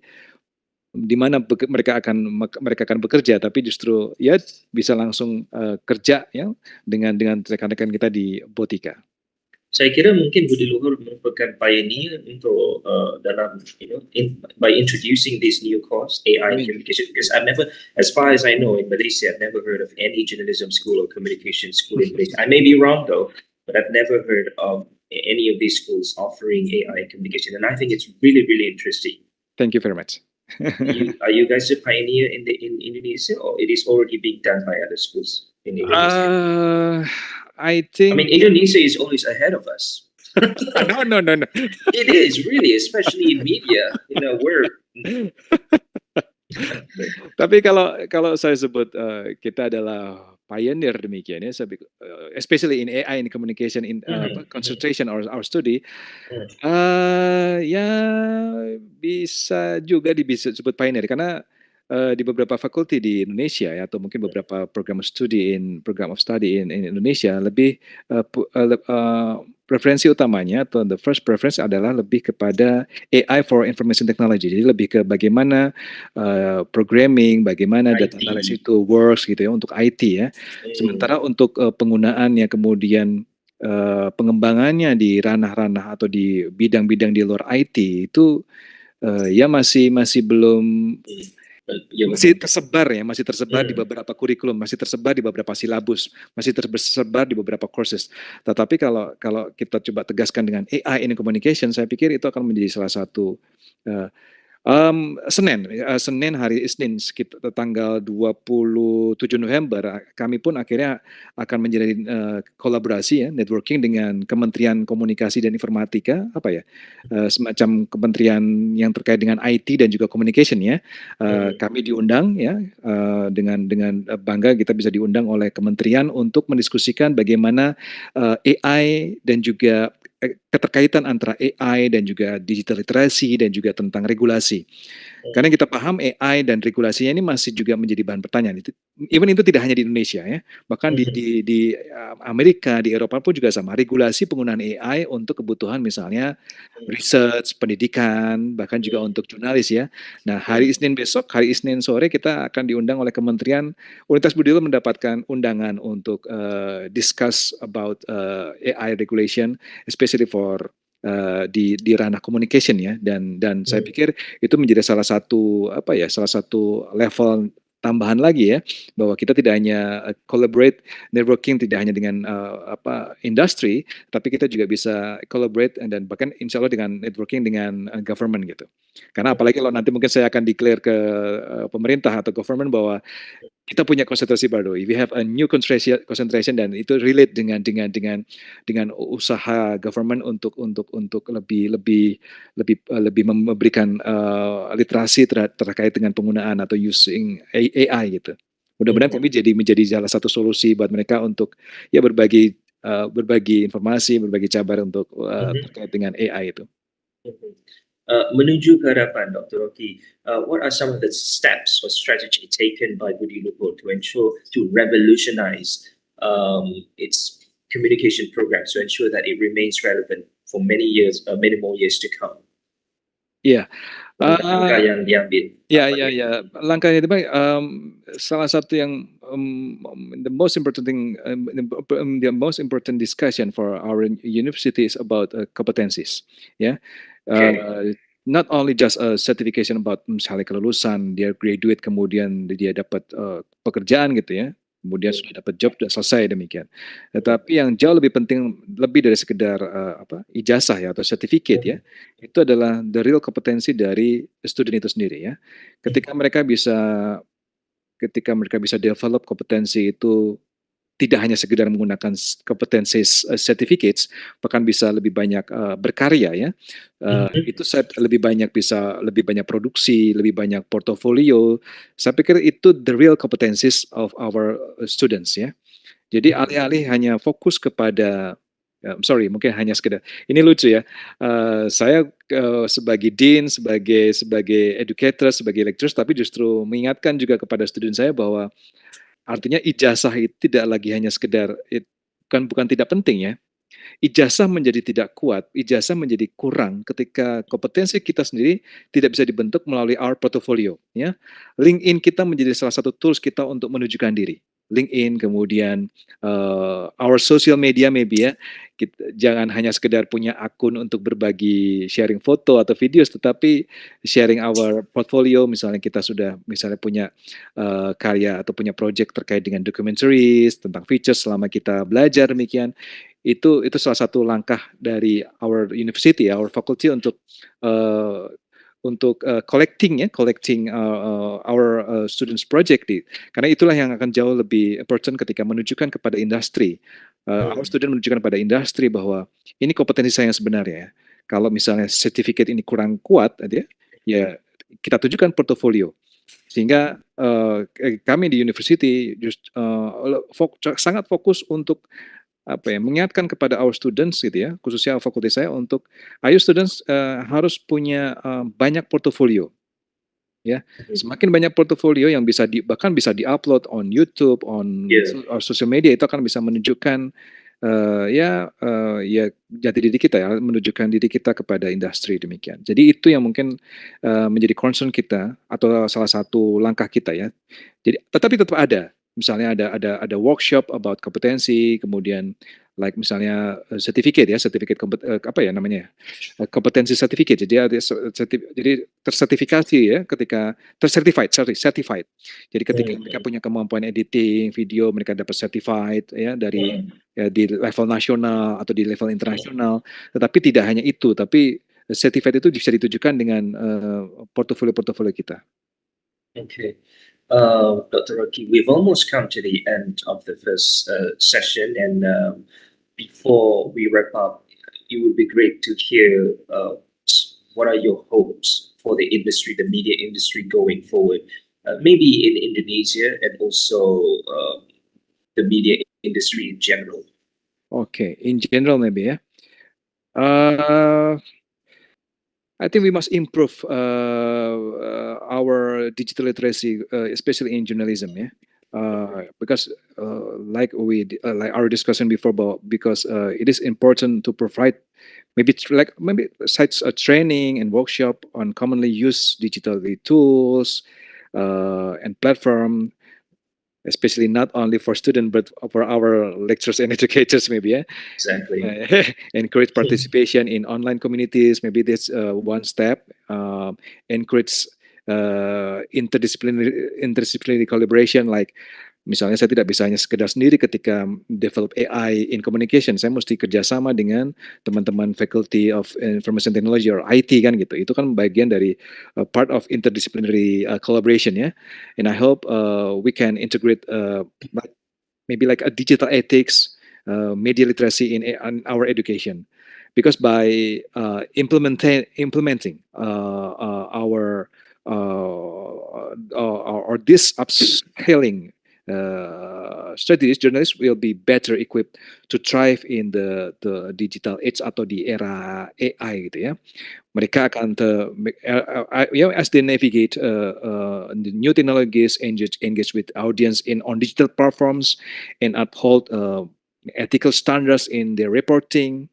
I think mungkin itu saja yang bisa menjadi bagian dari harapan ya. Jadi artinya saya berharap ya untuk bahkan ini ya, untuk mahasiswa Budi Luhur yang ikut dalam forum ini ya, saya berharap mereka bisa menambah skill mereka, tidak hanya sekedar making a content saja, tetapi memperhatikan digital ethics, karena yang jauh lebih mungkin khawatir ya, lebih mengkhawatirkan adalah ketika warga kita, netizen kita lebih melihat, lebih banyak disodorkan, lebih banyak mendapatkan informasi yang terkait disinformation, fake news, bahkan lebih trust dengan WhatsApp message atau Telegram Messenger dibandingkan dari media yang sudah tercertified begitu, online media yang lebih tercertified. Ini adalah hard work-nya yang jurnalis kita ya. Hard work-nya juga our lecturers, our faculty, bahwa bagaimana kita bisa memberikan edukasi yang baik terkait dengan pentingnya digital literasi untuk our young journalists. Okay, thank you, Dr. Rocky. Now, we've come to the end of the first session today, where we'll take a 5-minute break before we begin the next round with Sakina, Mohamed of BERNAMA. But before we go, once again, I would like to thank Dr. Rocky, our special guest, Universitas Budi Luhur of Indonesia, for taking the time to share his thoughts on our topic today, digital literacy, revolutionizes journalist upskilling in the digital age. Dr. Rocky will not be joining us in the second session, so thank you once again, Dr. Rocky. It's okay. We are more than happy to have you in the first session. Thank you so much, Dr. Rocky, once again for being with us, and have a good one.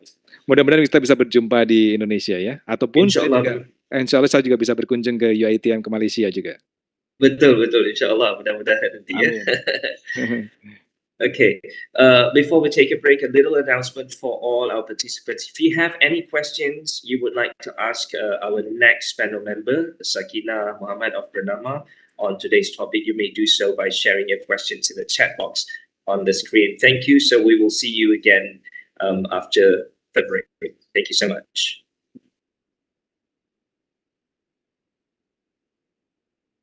Thank you semuanya. Terima kasih. Ladies and gentlemen, we will now be taking a short break. We encourage you to sit back, relax, and enjoy this captivating act.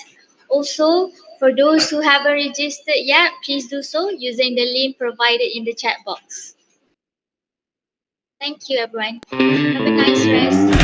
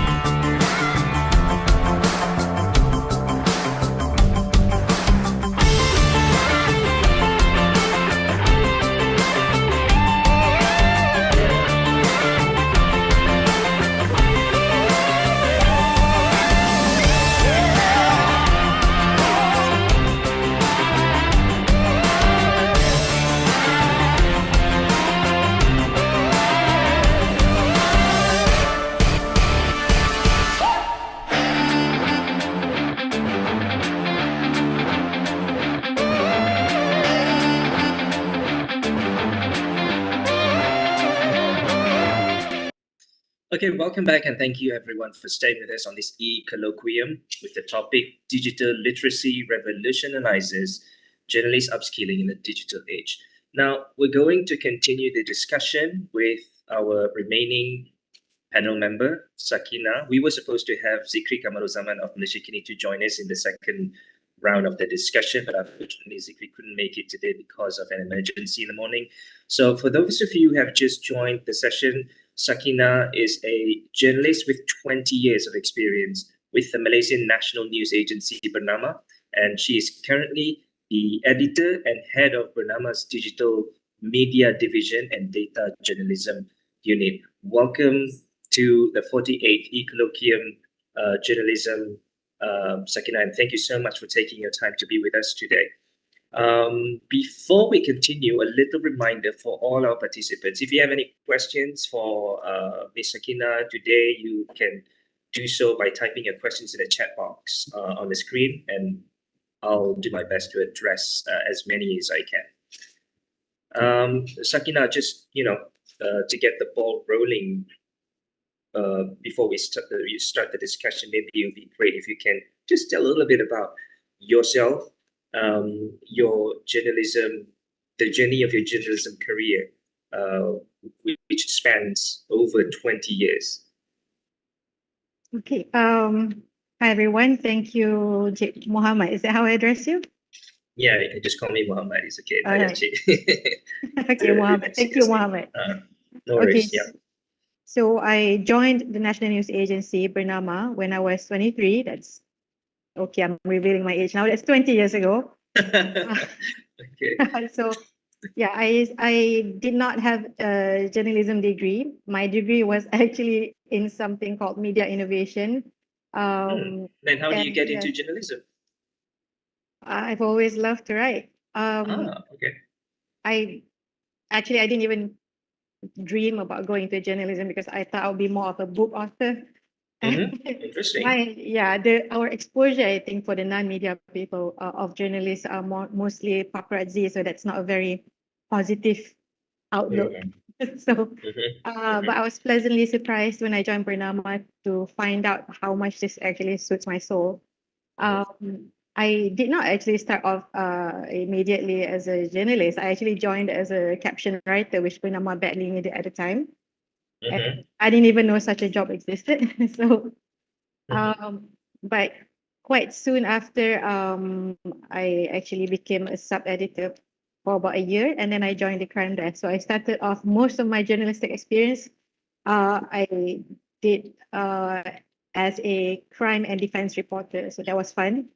And I was an English sub-editor, which was not so fun.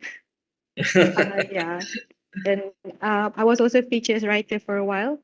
And in 2020, actually, at the start of the pandemic, I took over the digital media division. So in case you guys aren't aware, so digital media in BERNAMA is the division actually involved in social media operations.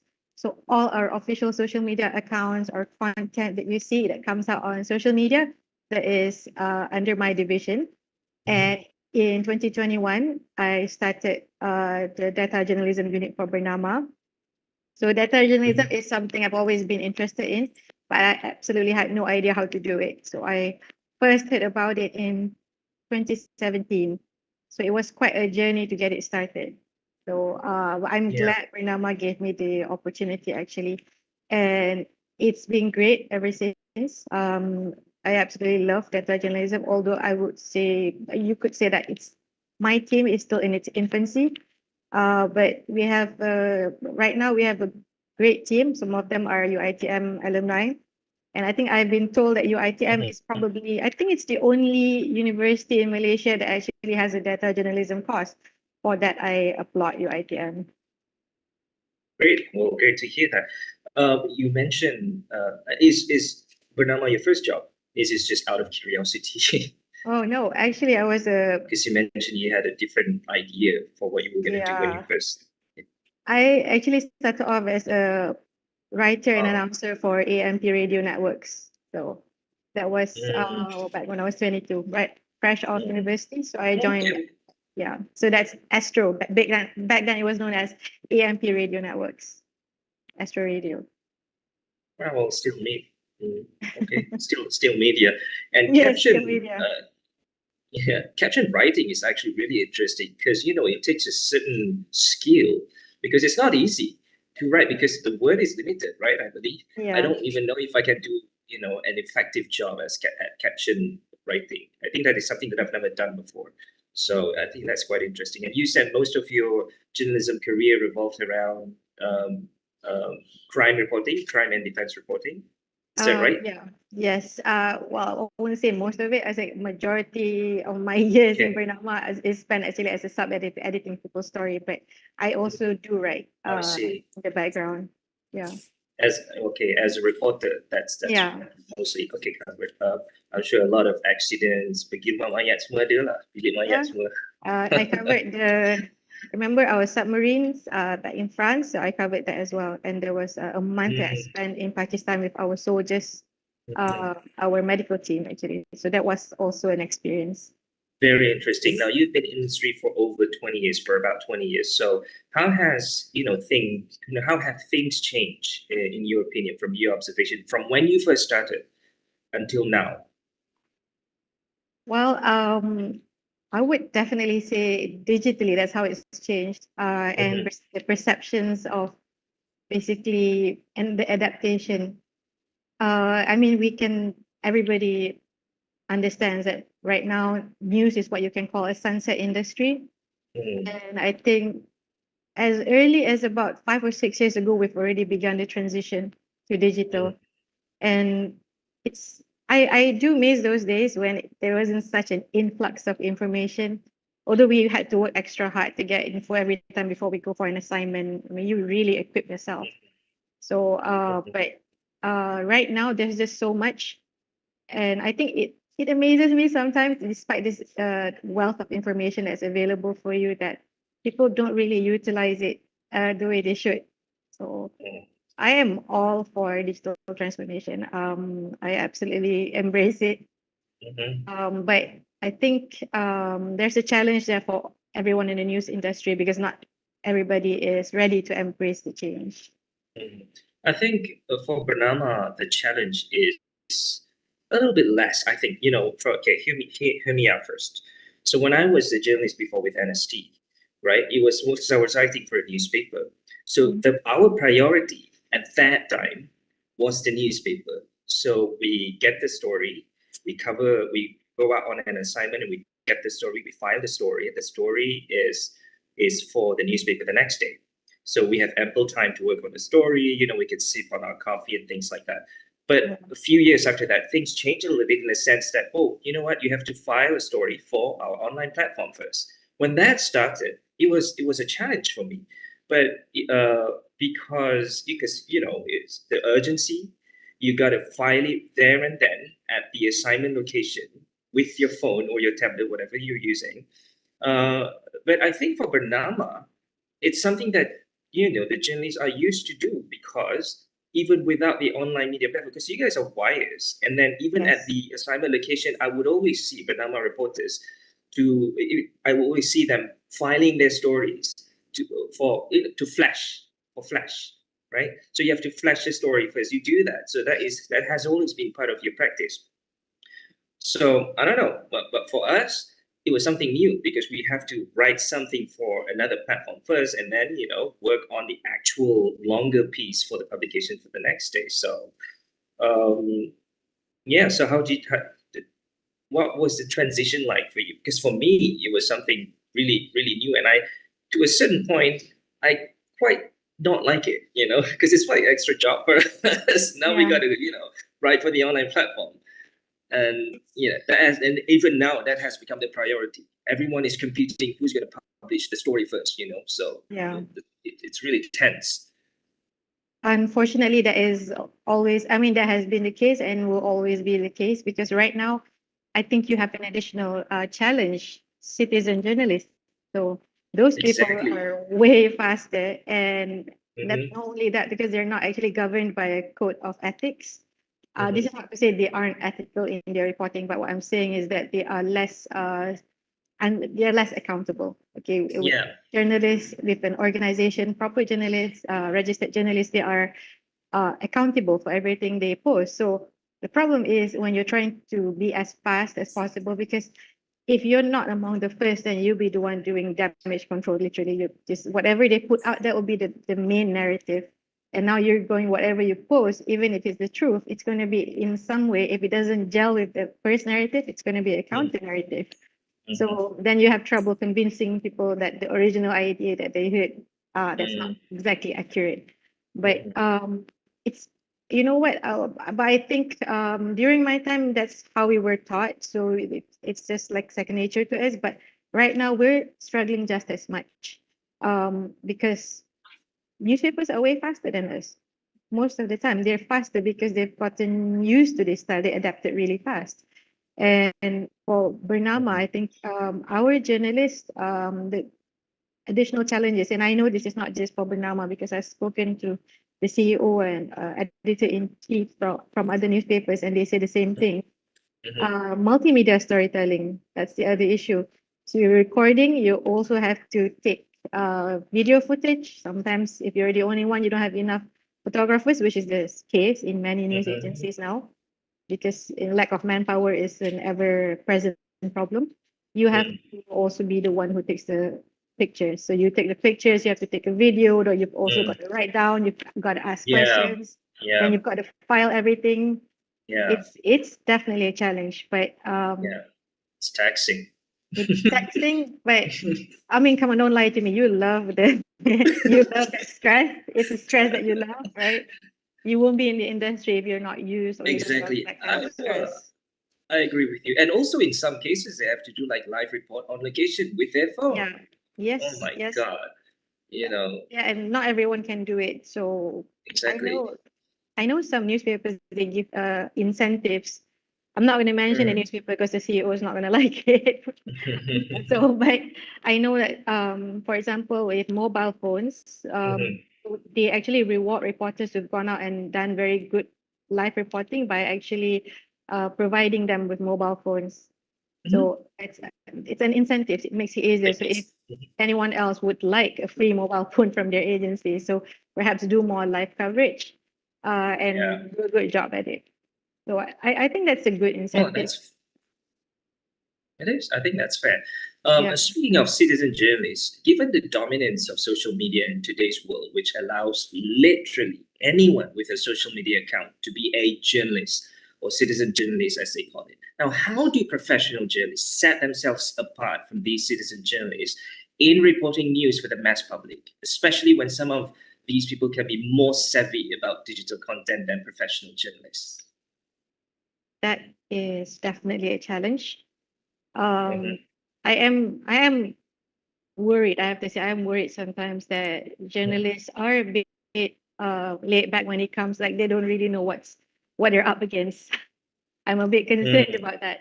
So for journalists, the first thing that we have to think about is actually our credibility. So sometimes in the in this race, to be the first, you actually compromise your credibility by reporting something that you have not yet verified. So the onus is actually on journalists to make sure whatever they send out is actually accurate and true. It's okay to be a little slower than citizen journalists if it doesn't get you into trouble in the long run, because you're going to be doing this for a long time, and it's not just you. Thank you, Sakina.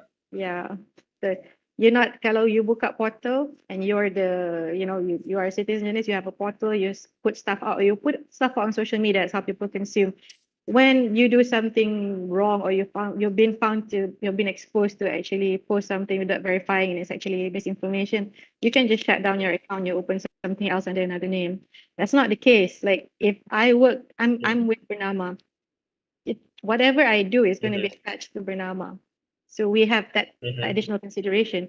And also there's another, what I would say is that your question is what can we do? I say, like, do not compromise your integrity.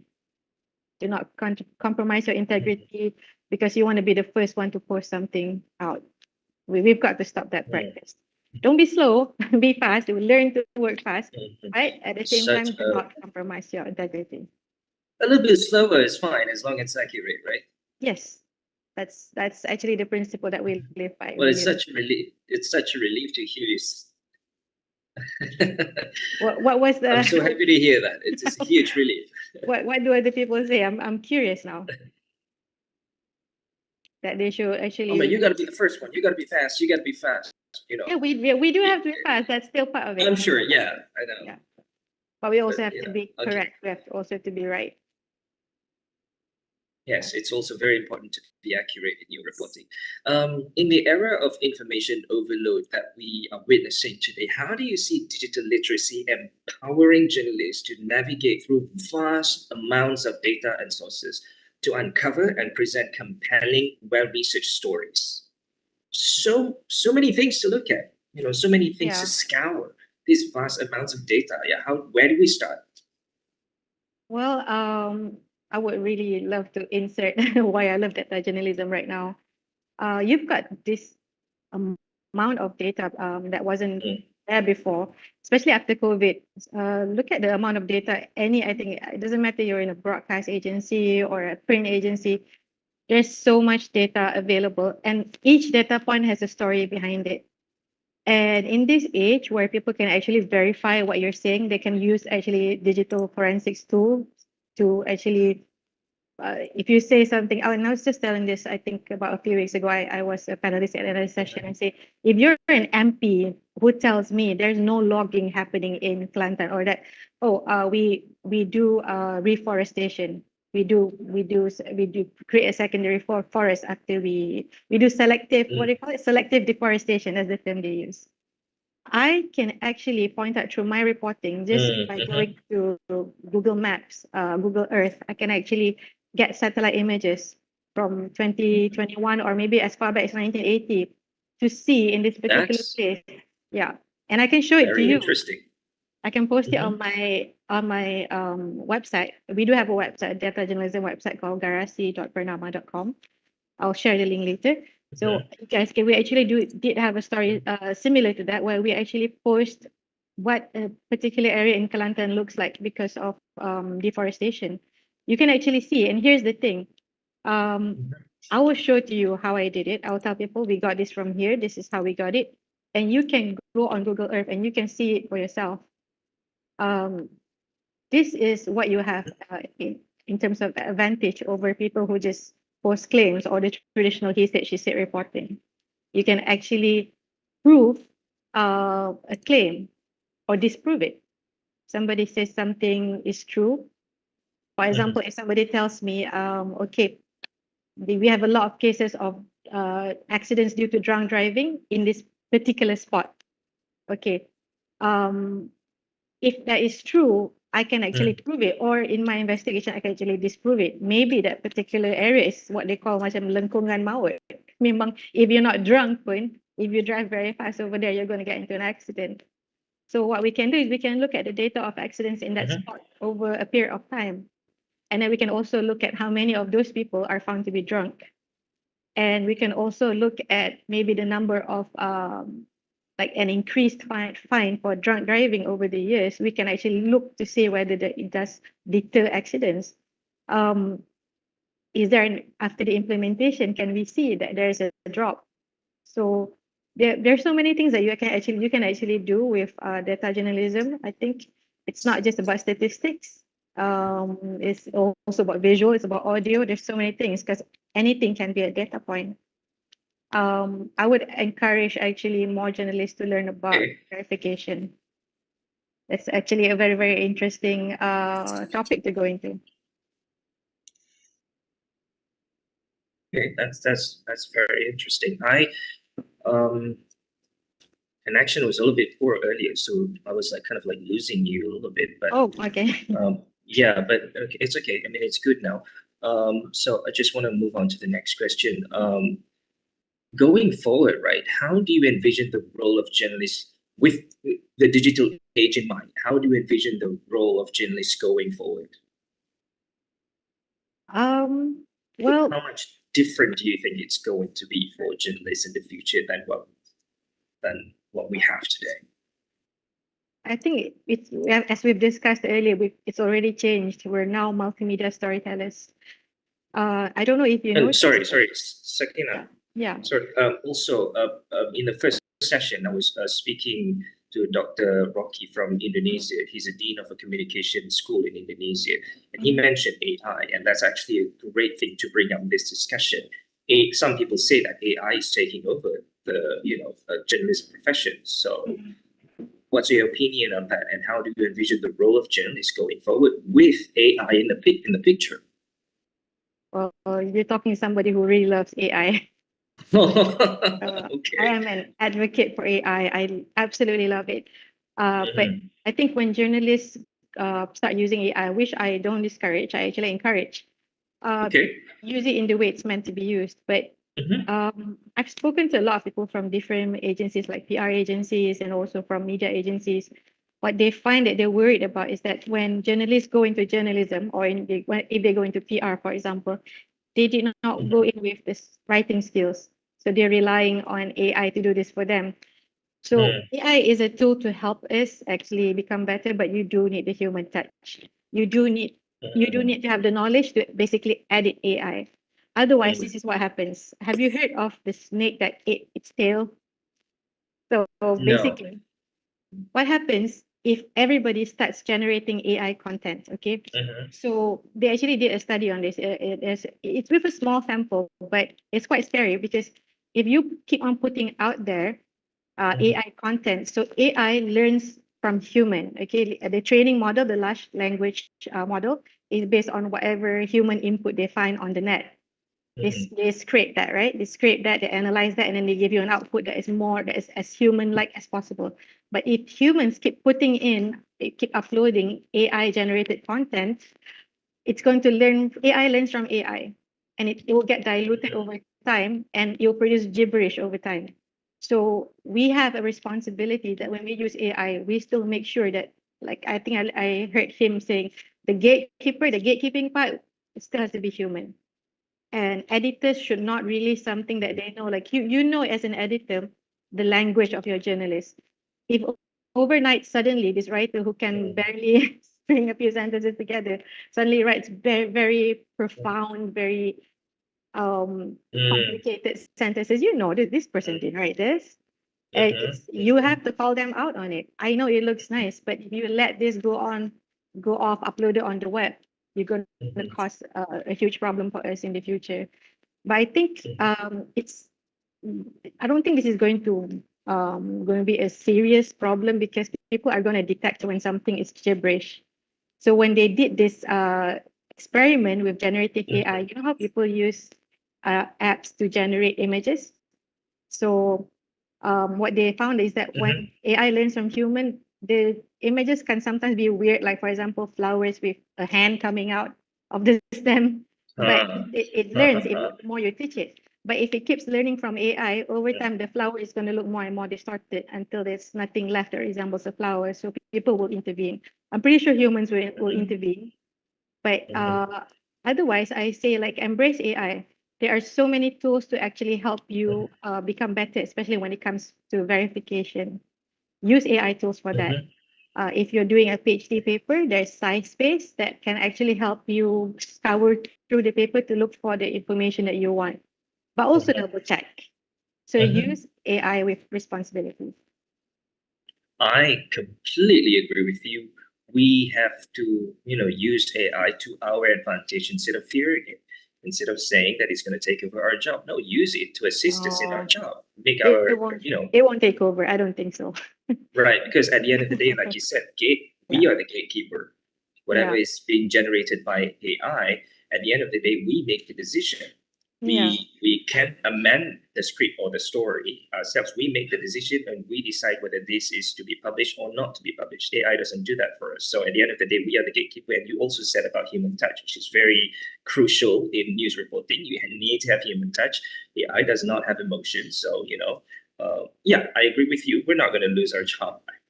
Maybe it's going to be, maybe the role is probably going to be reduced to a certain level. I don't know, but because there's already AI journalists out there churning out stories on a daily basis. This is what I was told as we speak right now. So, but there still needs to be a human gatekeeper to look at these stories, to cross-check the facts, and to make sure that it is properly and appropriately written before it is being published. Yeah. So, my next question is on public opinion, which is significantly influenced and also significantly shaped by social media. In addition to tackling the problems of false information and fake news, how do you think journalists can use their expertise in digital literacy to effectively interact with audiences on these platforms? Okay, digital literacy is, what I've discovered that not only journalists, but even regular folks, they're not very digitally literate. Digital literacy is actually closely I'm one linked of those to people. media literacy. No, I think, I had to do a course on media literacy a few months ago. And then as I was presenting it, and then I asked, this is a group, like a whole room of journalists, and I asked them, and they did not know like 7 out of 8 of the points. Like they weren't aware of it, that this is part of media literacy. And I was like, okay, I believe you. if we don't know this, how are we going to make sure that children knows this? Because we're trying to teach them from school going age. So I say this is a problem that we need to embrace. Like I talk about availability bias and cognitive bias and that kind of stuff that actually affects our digital literacy experience. But I would say that your question was like, how do we handle perception from social media audiences? Is that your question? Yeah, I mean, how journalists can use their expertise in digital literacy to effectively interact with audiences on, social media platform, online platforms. Yeah. It is, I think it's easy if I give an example. So recently on BERNAMA's Instagram account, so I demonstrated, which something that has already been demonstrated by a few other data journalists worldwide, which is basically how ChatGPT has large language bias when it comes to the Israel-Palestine issue. And in the comments, I've Oh had my people. God, yes. Go on. Yeah, so I'm pretty sure everybody has seen this by now, but I know a lot of people haven't. So, and I'm concerned because about 180 million people worldwide actually use ChatGPT to actually write and is to basically form even their own opinions on a subject. So, besides the fact that it doesn't take into account, most people only have access to GPT 3.5, which is only updated till January 2022. So it doesn't take into account the current sentiments of the public regarding the Palestine-Israel issue. So what it does is if you ask about whether Palestinians deserve justice or whether they're considered like they have a right to defend themselves, it's always the question whether Palestinians deserve justice, it's very wishy-washy. But when it comes to Israel, it's always, yes, they deserve it, So this is a problem when somebody who doesn't know anything about the Palestine-Israel issue starts asking ChatGPT because it's very interactive compared to just Googling, right? And I tell people, look, ChatGPT only learns from whatever information is available out there in English. So that means the information mostly comes from UK and the US, not Malaysia, okay? So when people read what I posted, the first thing they thought was that we should boycott ChatGPT. So that is a display of poor digital literacy, and it's my job to tell them, no, don't boycott it. Train it, use it, keep on using it, and teach it. So whenever I have ChatGPT translate something from English to BM, Bahasa Malaysia, and then I look at it and it's a very robotic translation, and I tell them you're doing a bad job. This is how I would do it, and I'm in Bahasa Malaysia editor. I'll tell it, so it learns from it. So I keep training it. Oh, you can do that. You can do that. It's the pet that you can train the dragon. Huh. So you can nice. train it. Yeah. And over time, because not everybody has the access to the paid version, right? So train it, use it. So it's your job to teach people this is how you make use of this tool so that it doesn't for example, people use ChatGPT and they get very misinformed. So you can use it in a way that actually helps you, instead of doing a disservice to you and you don't even know it.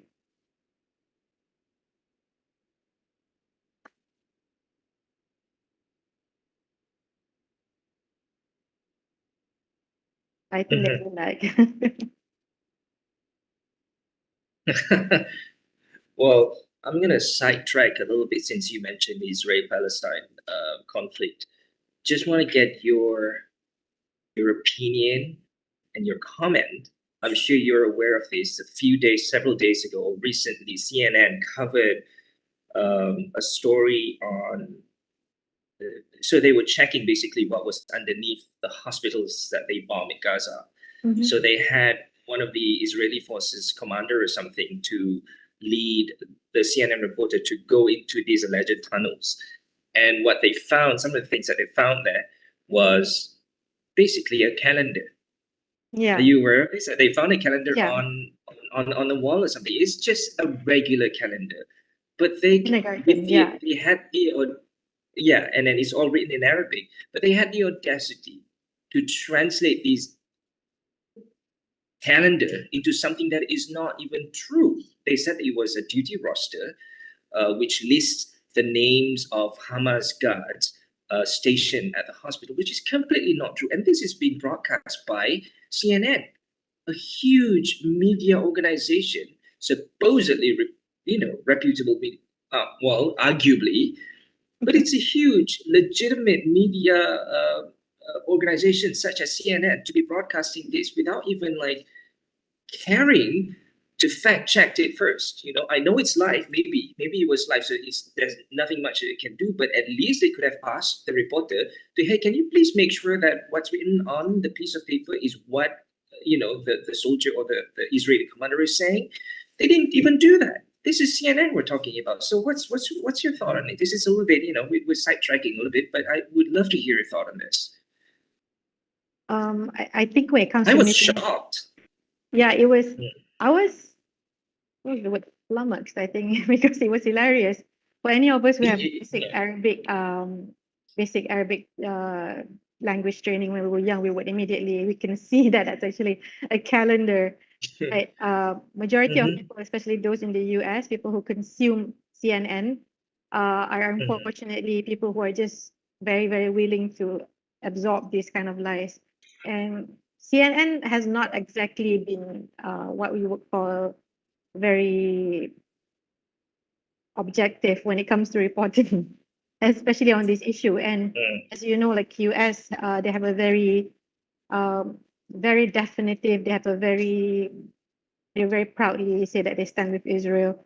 So I think sad to say that this was actually unsurprising, but also at the same time, I'm baffled also at how a news, so-called a news agency would actually allow this to be broadcasted, because people are making fun of them. You've seen this debunked everywhere on social media by people from the West, definitely people from the Middle East, people from the East. Everybody's debunking it. Everybody's making fun of it. There's multiple parodies. That a lot of social media content that's actually been generated as a parody in response to this news. But at the same time, I'm afraid there's nothing much we can do over here on our side except for to actually give a counter narrative or to explain like how they could have easily debunked this, how they could have easily checked on the spot. Like you said, you mentioned they could have had somebody on standby, a person who actually speaks Arabic. He doesn't have to be Muslim even. Like so many people around the world speak Arabic, they're not Muslim. You can actually take a look. It's a calendar. It's so obviously a calendar. Exactly. Yeah, I think the US previously, before October 7th, they have been so used to consuming lies by Israel.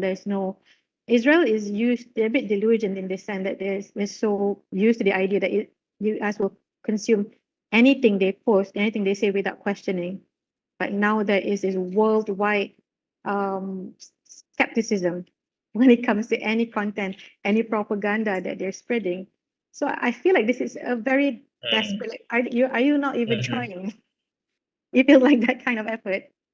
It's sad. Exactly. Exactly.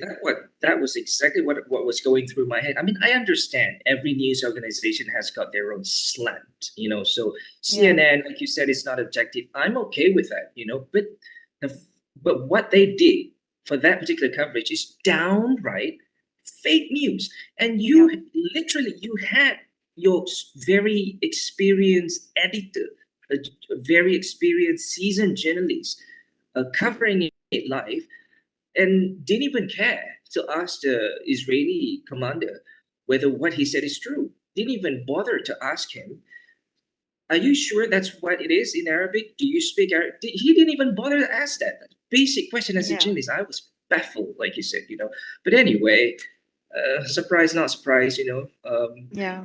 We're going to move on to Sad. the next. It is really, Um, my next question is, what are some of BERNAMA's plans and strategy in revolutionizing its news contents and platform to ensure that they remain ahead of their competitors? Ooh, this is like revealing company secrets. So Whatever you can share, the whatever I can ingredients. share. Okay, I'll tell you, I think what every agency is also doing. As you can tell, I think now a lot of people consume their content in the video form, like so it's become so popular. People love So short form video. content. Okay. Yeah. Okay. People love short form content, and I'm a bit sad because it's really hard sometimes to, when people just consume short form content, they don't really have a good idea about what's going on. If I have 1 minute to explain to you about something, you won't truly understand what it's about. To truly understand it, you do have to read a long form report, right? But that's not what people want to see. They want you, I call this generation, which actually also even involves the older ones like me, the TLDR generation. Too long What didn't is read. that? Too long? Too long didn't read. You know what they have sometimes when That's you very write apt. long stuff, there's TLDR, and then they give you a summary of what the whole thing is about. And usually people don't read anything but the TLDR. And unfortunately, this short attention span, okay, let me ask you, how long do you think a person, when you're scrolling on social media, right? How long do you think you and any other person spend on a content before you scroll to the next content? As you are scrolling, I'm not talking about as you stop to look, I'm talking as you scroll, how long? I think I may know this one. Maybe around 30 seconds. It's actually 1.7. What, 1.7 second? That's what Hootsuite discovered. So as you scroll, you only have 1.7 seconds. Whatever you show in that 1.7 seconds, maybe it's the thumbnail or it's the start of a video. That's all the time you have to convince somebody to stop. Hey, stop, look at my content. So because of that, and also because that people, once they even stop to look at your content, they don't have more than a minute to spend unless you're really compelling or they're your follower. They don't really have a reason to go through unless they're invested in what you have to say. So because of that, we've started to produce a lot of short form content. So I have a data journalism team. So our report's actually very long, but nobody's going to read it unless I compress everything and I put it on social media. So I have to do Instagram explainers of stories that I actually wrote on my data journalism website. And if you like what I showed you on Instagram, you might want to read the whole story. Yeah, so, but otherwise, it's hard. I can't get you to go to that site unless I write something really catchy as you're scrolling and I give you a really nice, catchy caption. But we don't do clickbaits because we're a news agency and you can get penalized for clickbaits on social media, actually. Is that right? Yes. I Facebook didn't will know that. penalize you. Yeah, you will get shadow banned. You won't know it. They will if your content doesn't match basically whatever you promise the readers, Facebook can actually, Meta can actually trace this. And anyway, it's bad. It's bad practice. So don't do that. Yeah. But Is it I would only say, applied yeah. to like legitimate mainstream media? Is it only applied to official news outlets, or how does it work? Like, how do they shadow ban? How do they separate? I'm not quite sure if it applies to Okay. everyone, but if you're an official page, you are under more scrutiny. So we try to, best practices. We try to adhere to everything. We try to play it as cleanly as possible. So we don't get banned or even shadow banned. So But besides more video content, we do have a fact-checking unit called My Check Malaysia. So that's very relevant now. They're actually striving to be the first in Malaysia to get the IFCN, the International Fact Checking Network. What do you call it? They're trying to become a signatory. Okay, so once you become a signatory, which is very, very hard, it's not easy. Basically, you are an authority when it comes to fact checking. So sometimes when you see on Meta or even on any other platform, this content has been fact checked by, for example, AFP fact checkers. So if we get it, then it will be like My Check Malaysia. Indonesia has a lot of basically fact checking, very, very established fact checking agencies. They're really spearheading the effort in Asia. They're very good. Indonesia, Philippines, they're really far ahead. So we're hoping we can get that. BERNAMA. Yes. Right. Yeah, I mean, BERNAMA has started that, right? I mean, you guys have your own like Yeah. fact-checking site. Yeah. It's called My Check, yeah. But it's independent, it's editorially independent because in order to get IFCN, you can't actually be affiliated with a government agency. So while they are actually those who are affiliated with government agencies that can get IFCN, but you have to prove that you are editorially independent. So we don't fact check politicians, we don't fact check political claims because we don't work for individuals. We work for the people of Malaysia. So if you have something that you feel that needs to be fact checked, you send to the organization to My Check by the tip line, and they will investigate it for you, and they'll give you a full report that adheres to IFCN standards. That means they'll tell you how they fact checked it, what tools they use, and it will be free tools, free digital forensic tools that you can use as well. And they will tell you whether or not it's not necessarily true or false, because sometimes you can have mixed. Mixed means some parts of it is true, some part of the claim is true, other parts are false. And sometimes, even after all the investigation, we're still unsure. So we'll put that uncertain.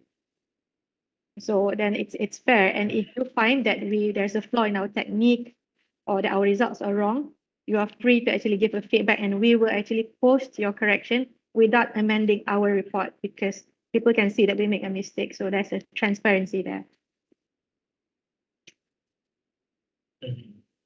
You're very well versed in everything digital literacy, and I would love to hear what you can, some of the recommendations that you can probably share with journalism schools in Malaysia, specifically maybe UiTM Journalism School, MASCOM. Recommendations. Well, definitely, you know what I'm going to say. I'm going to say, like, really go all out when it comes to data journalism. And if you're thinking of going into journalism, my advice is make sure that you don't necessarily have to be able to do everything, but it will give you an advantage over others if you can shoot and edit videos, social media videos. I'm not talking about long-form documentaries, not that. I'm talking about social media videos.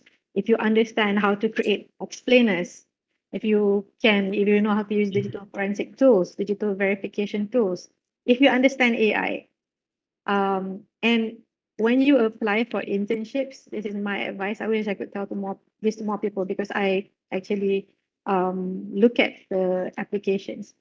It helps if you have an online portfolio. This is even from my time, 20-something years ago, we had digital portfolio. So it's always very strange to me now when I get like internship requests and there's nothing to tell me about your capability aside from what you put. Anyone can put that they're proficient in a tool. Yeah. Show me a proof. Show me the proof. Have a digital portfolio. Yeah, that's what. Even when you apply for a job, that is what separates you from the other applicants. You mentioned at the beginning of the discussion that especially traditional media is a sunset industry. Some people say that traditional media like television, radio, and also newspaper, they're no longer relevant. What do you have to say about this? I still love to read newspapers, but I have to admit I don't read them as often as I read online papers. I would say radio is still relevant. Podcasts, if you have radio and you do podcasts, right? There's a demand for podcasts. People still listen to podcasts. because you can do so many other things while you're listening as opposed to like watching. But at the same time, even TV content, and I know that RTM has a very good understanding of this right now. They understand that whenever you post something on TikTok, it cannot be a rehash of what you post on TV. So you've got to actually somehow edit it to make it fit for TikTok. Um, I think I don't think it's a sunset industry in that the problem is because of advertisers. They don't want to pay for airtime anymore. And I think if you're from Media Prima, right? I think you probably understand this issue way better than me. And I've heard Datuk Suhaimi Sulaiman say the same thing. When it comes to advertisers, they don't want to go digital. So if all the money is there, how do you sustain all these traditional forms of media? Which, if you go into the kampung, they're still watching TV. So there is still need for that. So I wouldn't say like it's all going digital. There is still a need in certain places in Malaysia for traditional media. Okay, Sakina, thank you very much. It has been an insightful discussion. Really appreciate it. We've come to the Q&A session now. So we will be taking questions from our participants. How are we going to do this? Are we going to turn on the camera for the participants to ask the questions to Sakina directly? Okay, so we're going to do that now. Okay, so we're gonna take questions from our participants. Can we have the first question? Hello, can you hear me? Yes. Yes. Can you please introduce your name and then you can state your question? My name is Nurul Isa. I am a journalism student from UiTM Shah Alam. So I have a question from Madam Sakina. Could you simplify what are the skills journalists needs the most in this digital age? Okay, multimedia storytelling. I would say that is a necessity because a lot of people can write. If you can write, that is definitely a bonus to you. The ability to write, that means you have to be better than ChatGPT in that sense. The ability to tell a story is still number one. That's what differentiates you than other people. But if you can figure out how to do it via multimedia, that's even better. If I'm going to hire somebody right now, I can tell you that number one, what I look for in addition to skills is actually a good attitude. So I don't care if somebody is really good. If they have a bad attitude, nobody wants to work with them. That's the truth. So learn soft skills. Learn how to talk to your superior. Learn how to talk to your colleagues. Learn how to work in a team. These are actually, I understand these are not actually easy skills to learn.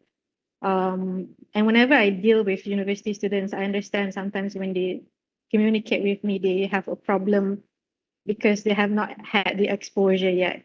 If I can, I will actually tell them how they can improve, but nobody wants to hear unsolicited advice. But I do that anyway.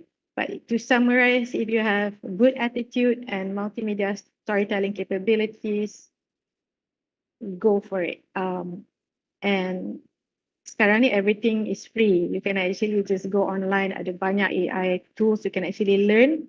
And this will be very good on your portfolio as well. If you tell me you know how to use these tools, untuk apa? Tell me what you're using it for. Because if you just know the tools and you don't know how to apply it, that's a problem as well. So kalau you nak cakap apa yang paling penting, I would say good storytelling skill. And then the tools that you can use to show that you have good storytelling skills. I'm sure it's also fun to be on the team, on the digital team at BERNAMA. How big is your team, Sakina, at BERNAMA?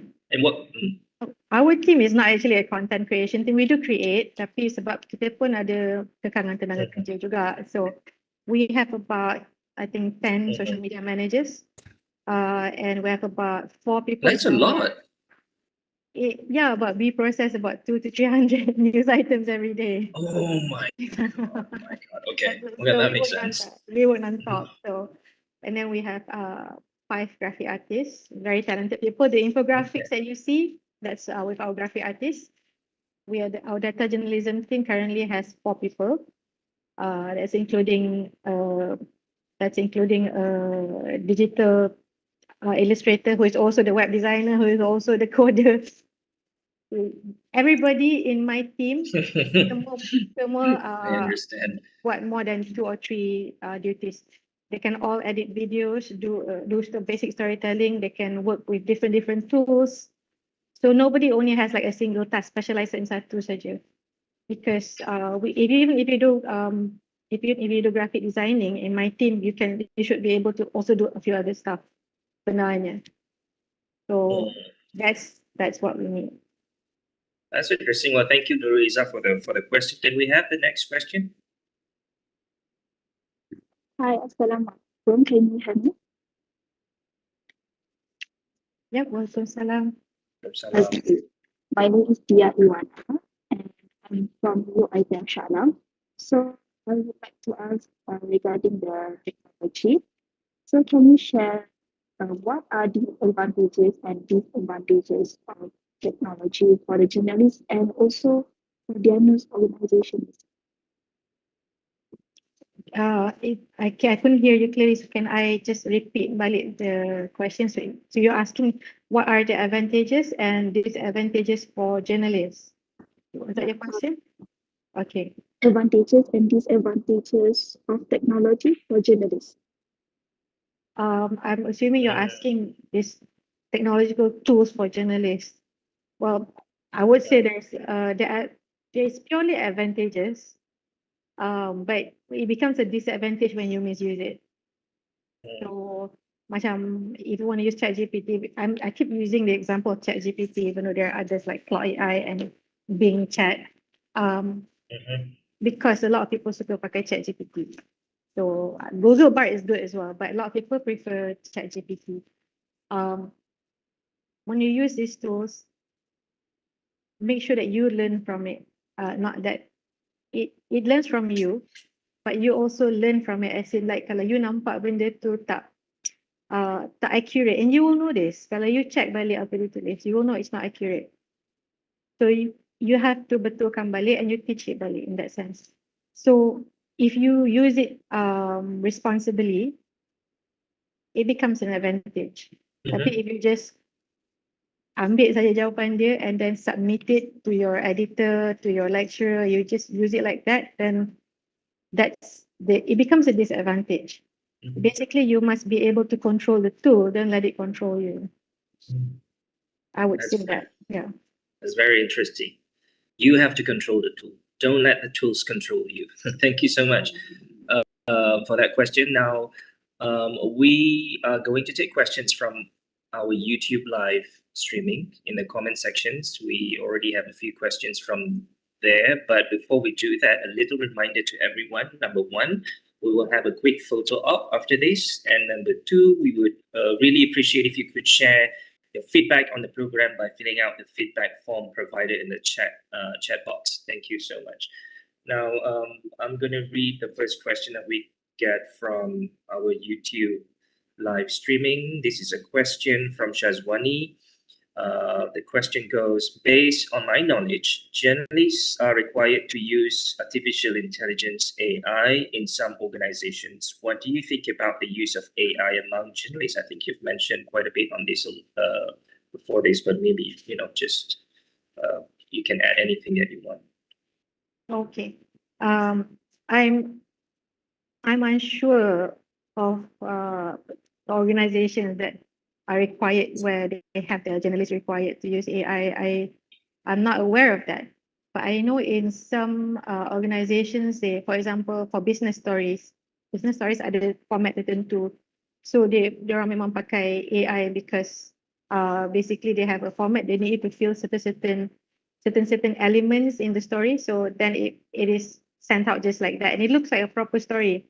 But if you're doing long form journalism, if you're doing feature writing, definitely you have to be the one that you are the final editor. You are basically you are the writer. What was the question again? How? The question is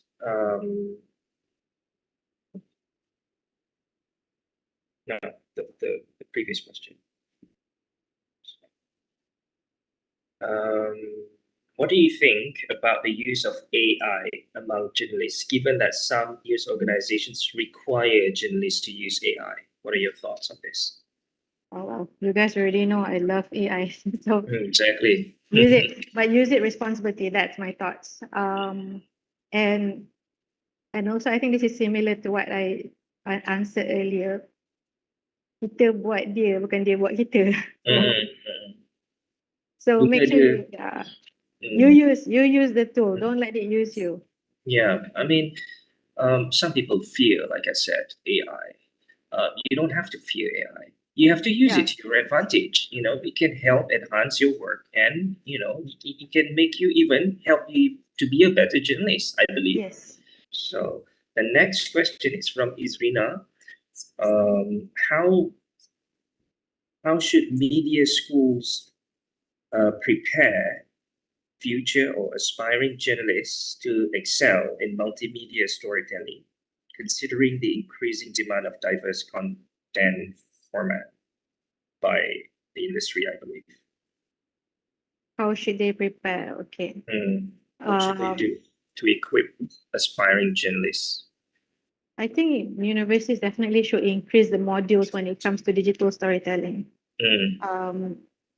Essentially, whenever you write, it's storytelling. Okay, whenever you write for the news, it is storytelling. So there are a lot of aspects of storytelling that I find are missing when I get new interns. They have a problem, but not all, obviously, but some of them have a problem identifying, like if you go to a function, they have a problem identifying what it is they need to report. Because I'm not sure why, but they seem to have a lack of, like, they don't have the nose for news for some reason.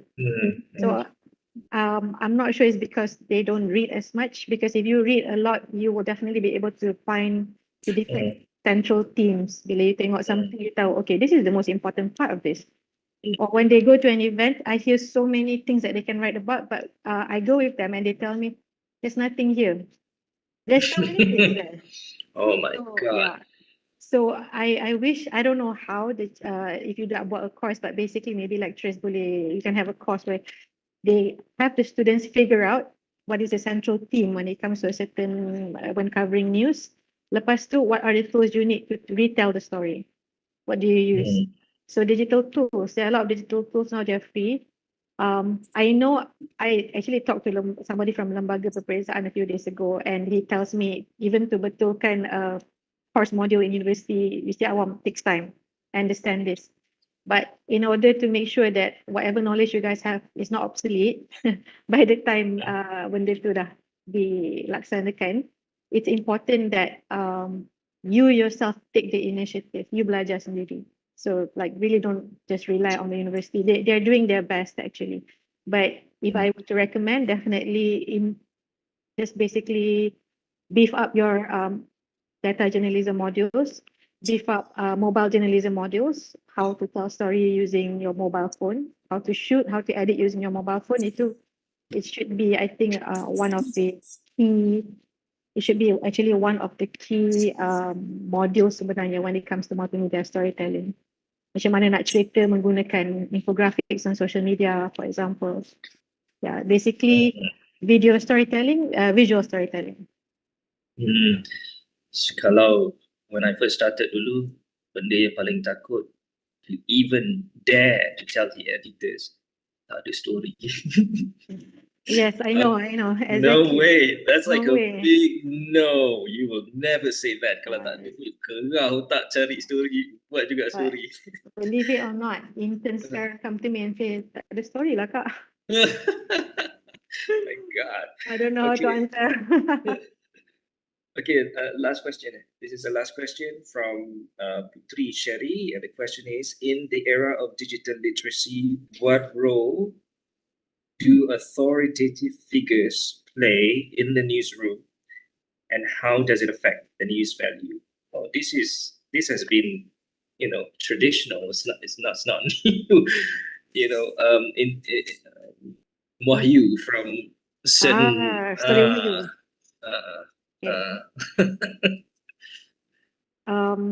Your question is that how do I handle that? How do we handle that?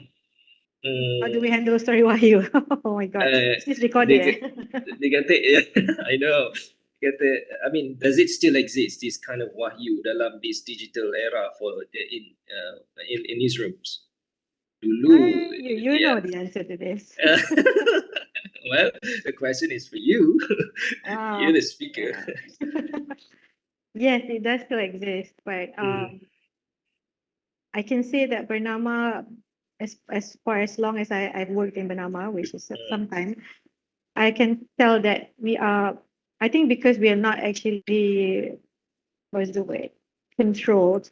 I know people say that we are the mouthpiece of the government, so therefore we are controlled by the government, but I can assure you that is not as true as you think it is. Of course, the government recommends from time to time for us to cover certain angles, but we make our own editorial decisions actually. So, and of course, what is very important to us is that we have to be as objective as we can. There are certain stories that we decide not to run, tapi biasanya disebab kita, the basis of that is actually kemaslahatan ummah lah. I would say that if you run it, if you run it, yes, if you run it, you can cause you can cause social disharmony. It's my job to make sure these kind of stories don't go out, because you know it's so easy for people to manipulate a certain news story. A typical news story is not that long. It's about 10 to 15 paragraphs. And it's easy for people just to extract from certain paragraphs and come out with a whole new narrative based on it. So sometimes it is better kalau benda tu we know in the long run it's going to cause social disharmony, it's going to impact national security. You don't need to run it. This is an editorial decision, and it's not only an editorial decision done by BERNAMA. I'm sure that every other agency employs they have similar values as well. We don't self-censor. Kita tak ada decide tengok benda ni, tak boleh run lah. No, it's not like that. It's that we weigh the pros and cons of it. Is it going to cause more harm if we publish it than if we don't? And this is something that news agencies grapple with every day that citizen journalists don't. Diorang tak fikir kalau diorang publish benda ni, apa impact dia in the long run to our people, to the country. But news agencies, every day when we publish a story, kita kena fikir benda-benda ni. So I would say that I don't think we've ever received a directive or says that jangan run this at all, or jangan, if benda tu, if for example, only write positive, you argue back. I have definitely argued back dengan ministry, basically saying, if you want me to delete something that you have said, because I get this, dia dah cakap something, dia dah publish, okay, I run the social media team. Netizen tak respond dengan baik. Netizen get angry, they call me, take this down, and I say, why? Because it's not true. Why is it not true? Did your minister say? Yes. It's on record. Yes. Did we write it correctly? Yes. Then why should I take it down? Because people didn't respond well to it. I said, tahan sikit. Tahan sikit. People will forget in a few days. But I cannot delete this because it is true. We are reporting facts. Yeah. I won't say we are reporting whatever was said. Okay. So in that situation, memang kita push back. And I'm not referring to a current government or a past government, but in particular, I'm saying that this is something that has been done all this while. This is our practice. Actually, if we can, because I had around, if you delete, you'll be worse in the long term, because people definitely does screenshot within the first 5 seconds of posting. So this is something you have to contend with in the social media age. Unless if they want to rectify or retract a statement, then we can write a separate story saying that the person has retracted the statement, but the original one is still going to be up there or something. Yeah, even if I delete it, somebody else has it, and they're going to remix benda tu on Instagram, and I don't think people realize it. This is what you said before, and this is what you're saying now. Oh man, it's going to be bad. Yeah, what they say, whatever you publish online is going to stay online, no matter how hard you try to remove it. Yeah. We've actually come to the end of our session. I would like to once again thank you very much to our panelist, Sakina Mohamed of BERNAMA, for your thoughts and insights on our topic today. It has been a pleasure talking to you. It has been an insightful discussion with you. Thank you so much once again for being with us today. It's a pleasure. And I would also like to thank all our sponsors, Boat Noodles, Mr. Mac, Red Nazi, for their generous contributions in this program. But before we dismiss, I would like to invite everyone, including Sakina, to turn on your cameras and smile to the camera for a photo, for a group photo. If everyone is ready, we will take a screenshot on the count of 3. Everyone, I invite everyone to turn on their cameras now, please. Thank you.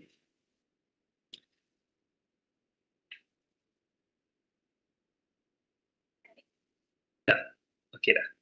Okay. Dah ke nak I count 3, 2, 1? Tak payah. Oh dah. Saya tak bersedia lagi. Okay, lagi sekali on the count of 3 On the count of 3 3, 2, 1, cheese. Okay, thank you very much once again. That wraps up our session today. But for the audience at home, do stay tuned for a little bit as the MC will announce the winners for our last Lucky Wheels for today. And also everyone, please do not forget to fill out the feedback form and check out our social media pages with the handle at Colloquium48. Colloquium is spelled in Bahasa Melayu. Thank you so much. Assalamualaikum. Until we meet again. Thank you. Finally, as we approach our last session, let's set a bit of assignment. We are about to kick off a special Lucky Wheel. And if you haven't entered yet, please do so quickly. Because get ready, in just a moment, we'll be drawing our lucky winner. And good luck to everyone. Now, are you guys ready for some assignment? In 3, 2, 1. Spin the wheel, spin the wheel. Who will be the first one to be the lucky today? Yay! Congratulations!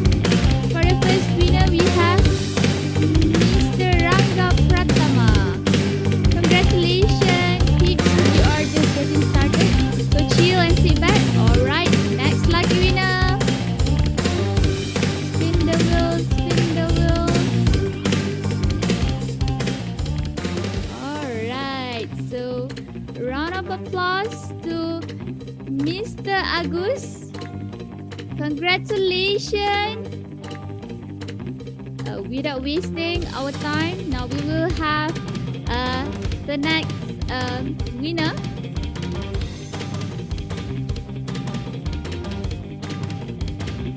Yay! Congratulations, Pamela. You are the chosen one today. Now everyone, I need to remind the winners. Please remember to contact our person in charge to claim your prizes. For the fourth lucky winner, we have... Ding, ding, ding, ding, ding. We have Miss Talita Adinda. Congratulations. And last but not least, who will be the luckiest from the Indonesia participants? Is it Siti Nurhaliza? Yes, it's Siti Nurhaliza. Congratulations. Wow, congrats everyone. That was honestly a blood pumping, isn't it? Now let's move on to our next lucky wheels. We didn't forget to include students from local university as well. Now the first winner of the second round lucky wheels goes to... Ding, ding, ding, ding. Lim Hong from Congratulations, Lim Hong. Now, wheel goes around. Who will take the lucky crown? So, up next we have Nurul Shuhada from UiTM as the winner. Okay, I'm super excited to see who will be the next lucky winner. Because to be honest guys, all my life instead of a good luck, I've always got a bad luck. But that's okay. Because we have... Alright, we have... Liu from congratulations. You are lucky today. And to that, congratulations again. The second last winner. Can we spin the wheel? Alright. We have Richie from UiTM. Congratulations, you have won. Okay, this is the moment of truth. The last one, guys. Pray that it will be your name. Alright, spin the wheel, spin the wheel. And the last lucky winner goes to Soleha binti Azizan from UiTM.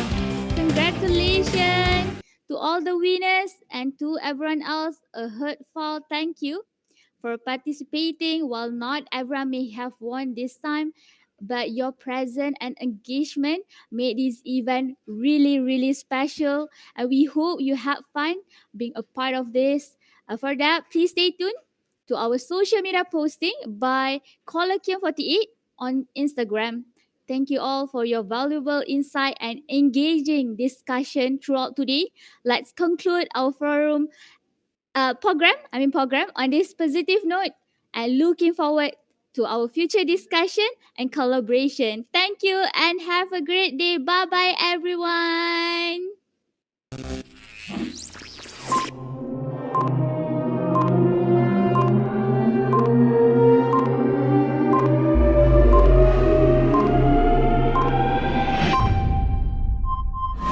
Hi everyone, welcome to the forefront of journalistic evolution. This colloquium will unveil the transformation of journalists navigating the landscape of digital literacy. A 3D exploration on how journalists use technology to redefine the essence of storytelling in the 21st century. So what is digital literacy and how digital literacy impact the journalism field today? Digital literacy is about how the individuals, especially journalists, to comprehend and interpret online information. The use of digital tools that make it more powerful in engaging with the information. It's time to walk the talk. Let's dive into the awaited program of E-Colloquium, where words meet pixel. How journalists use the digital tools. Get ready to get inspired and involved with the new knowledge about journalist upskilling in the digital age.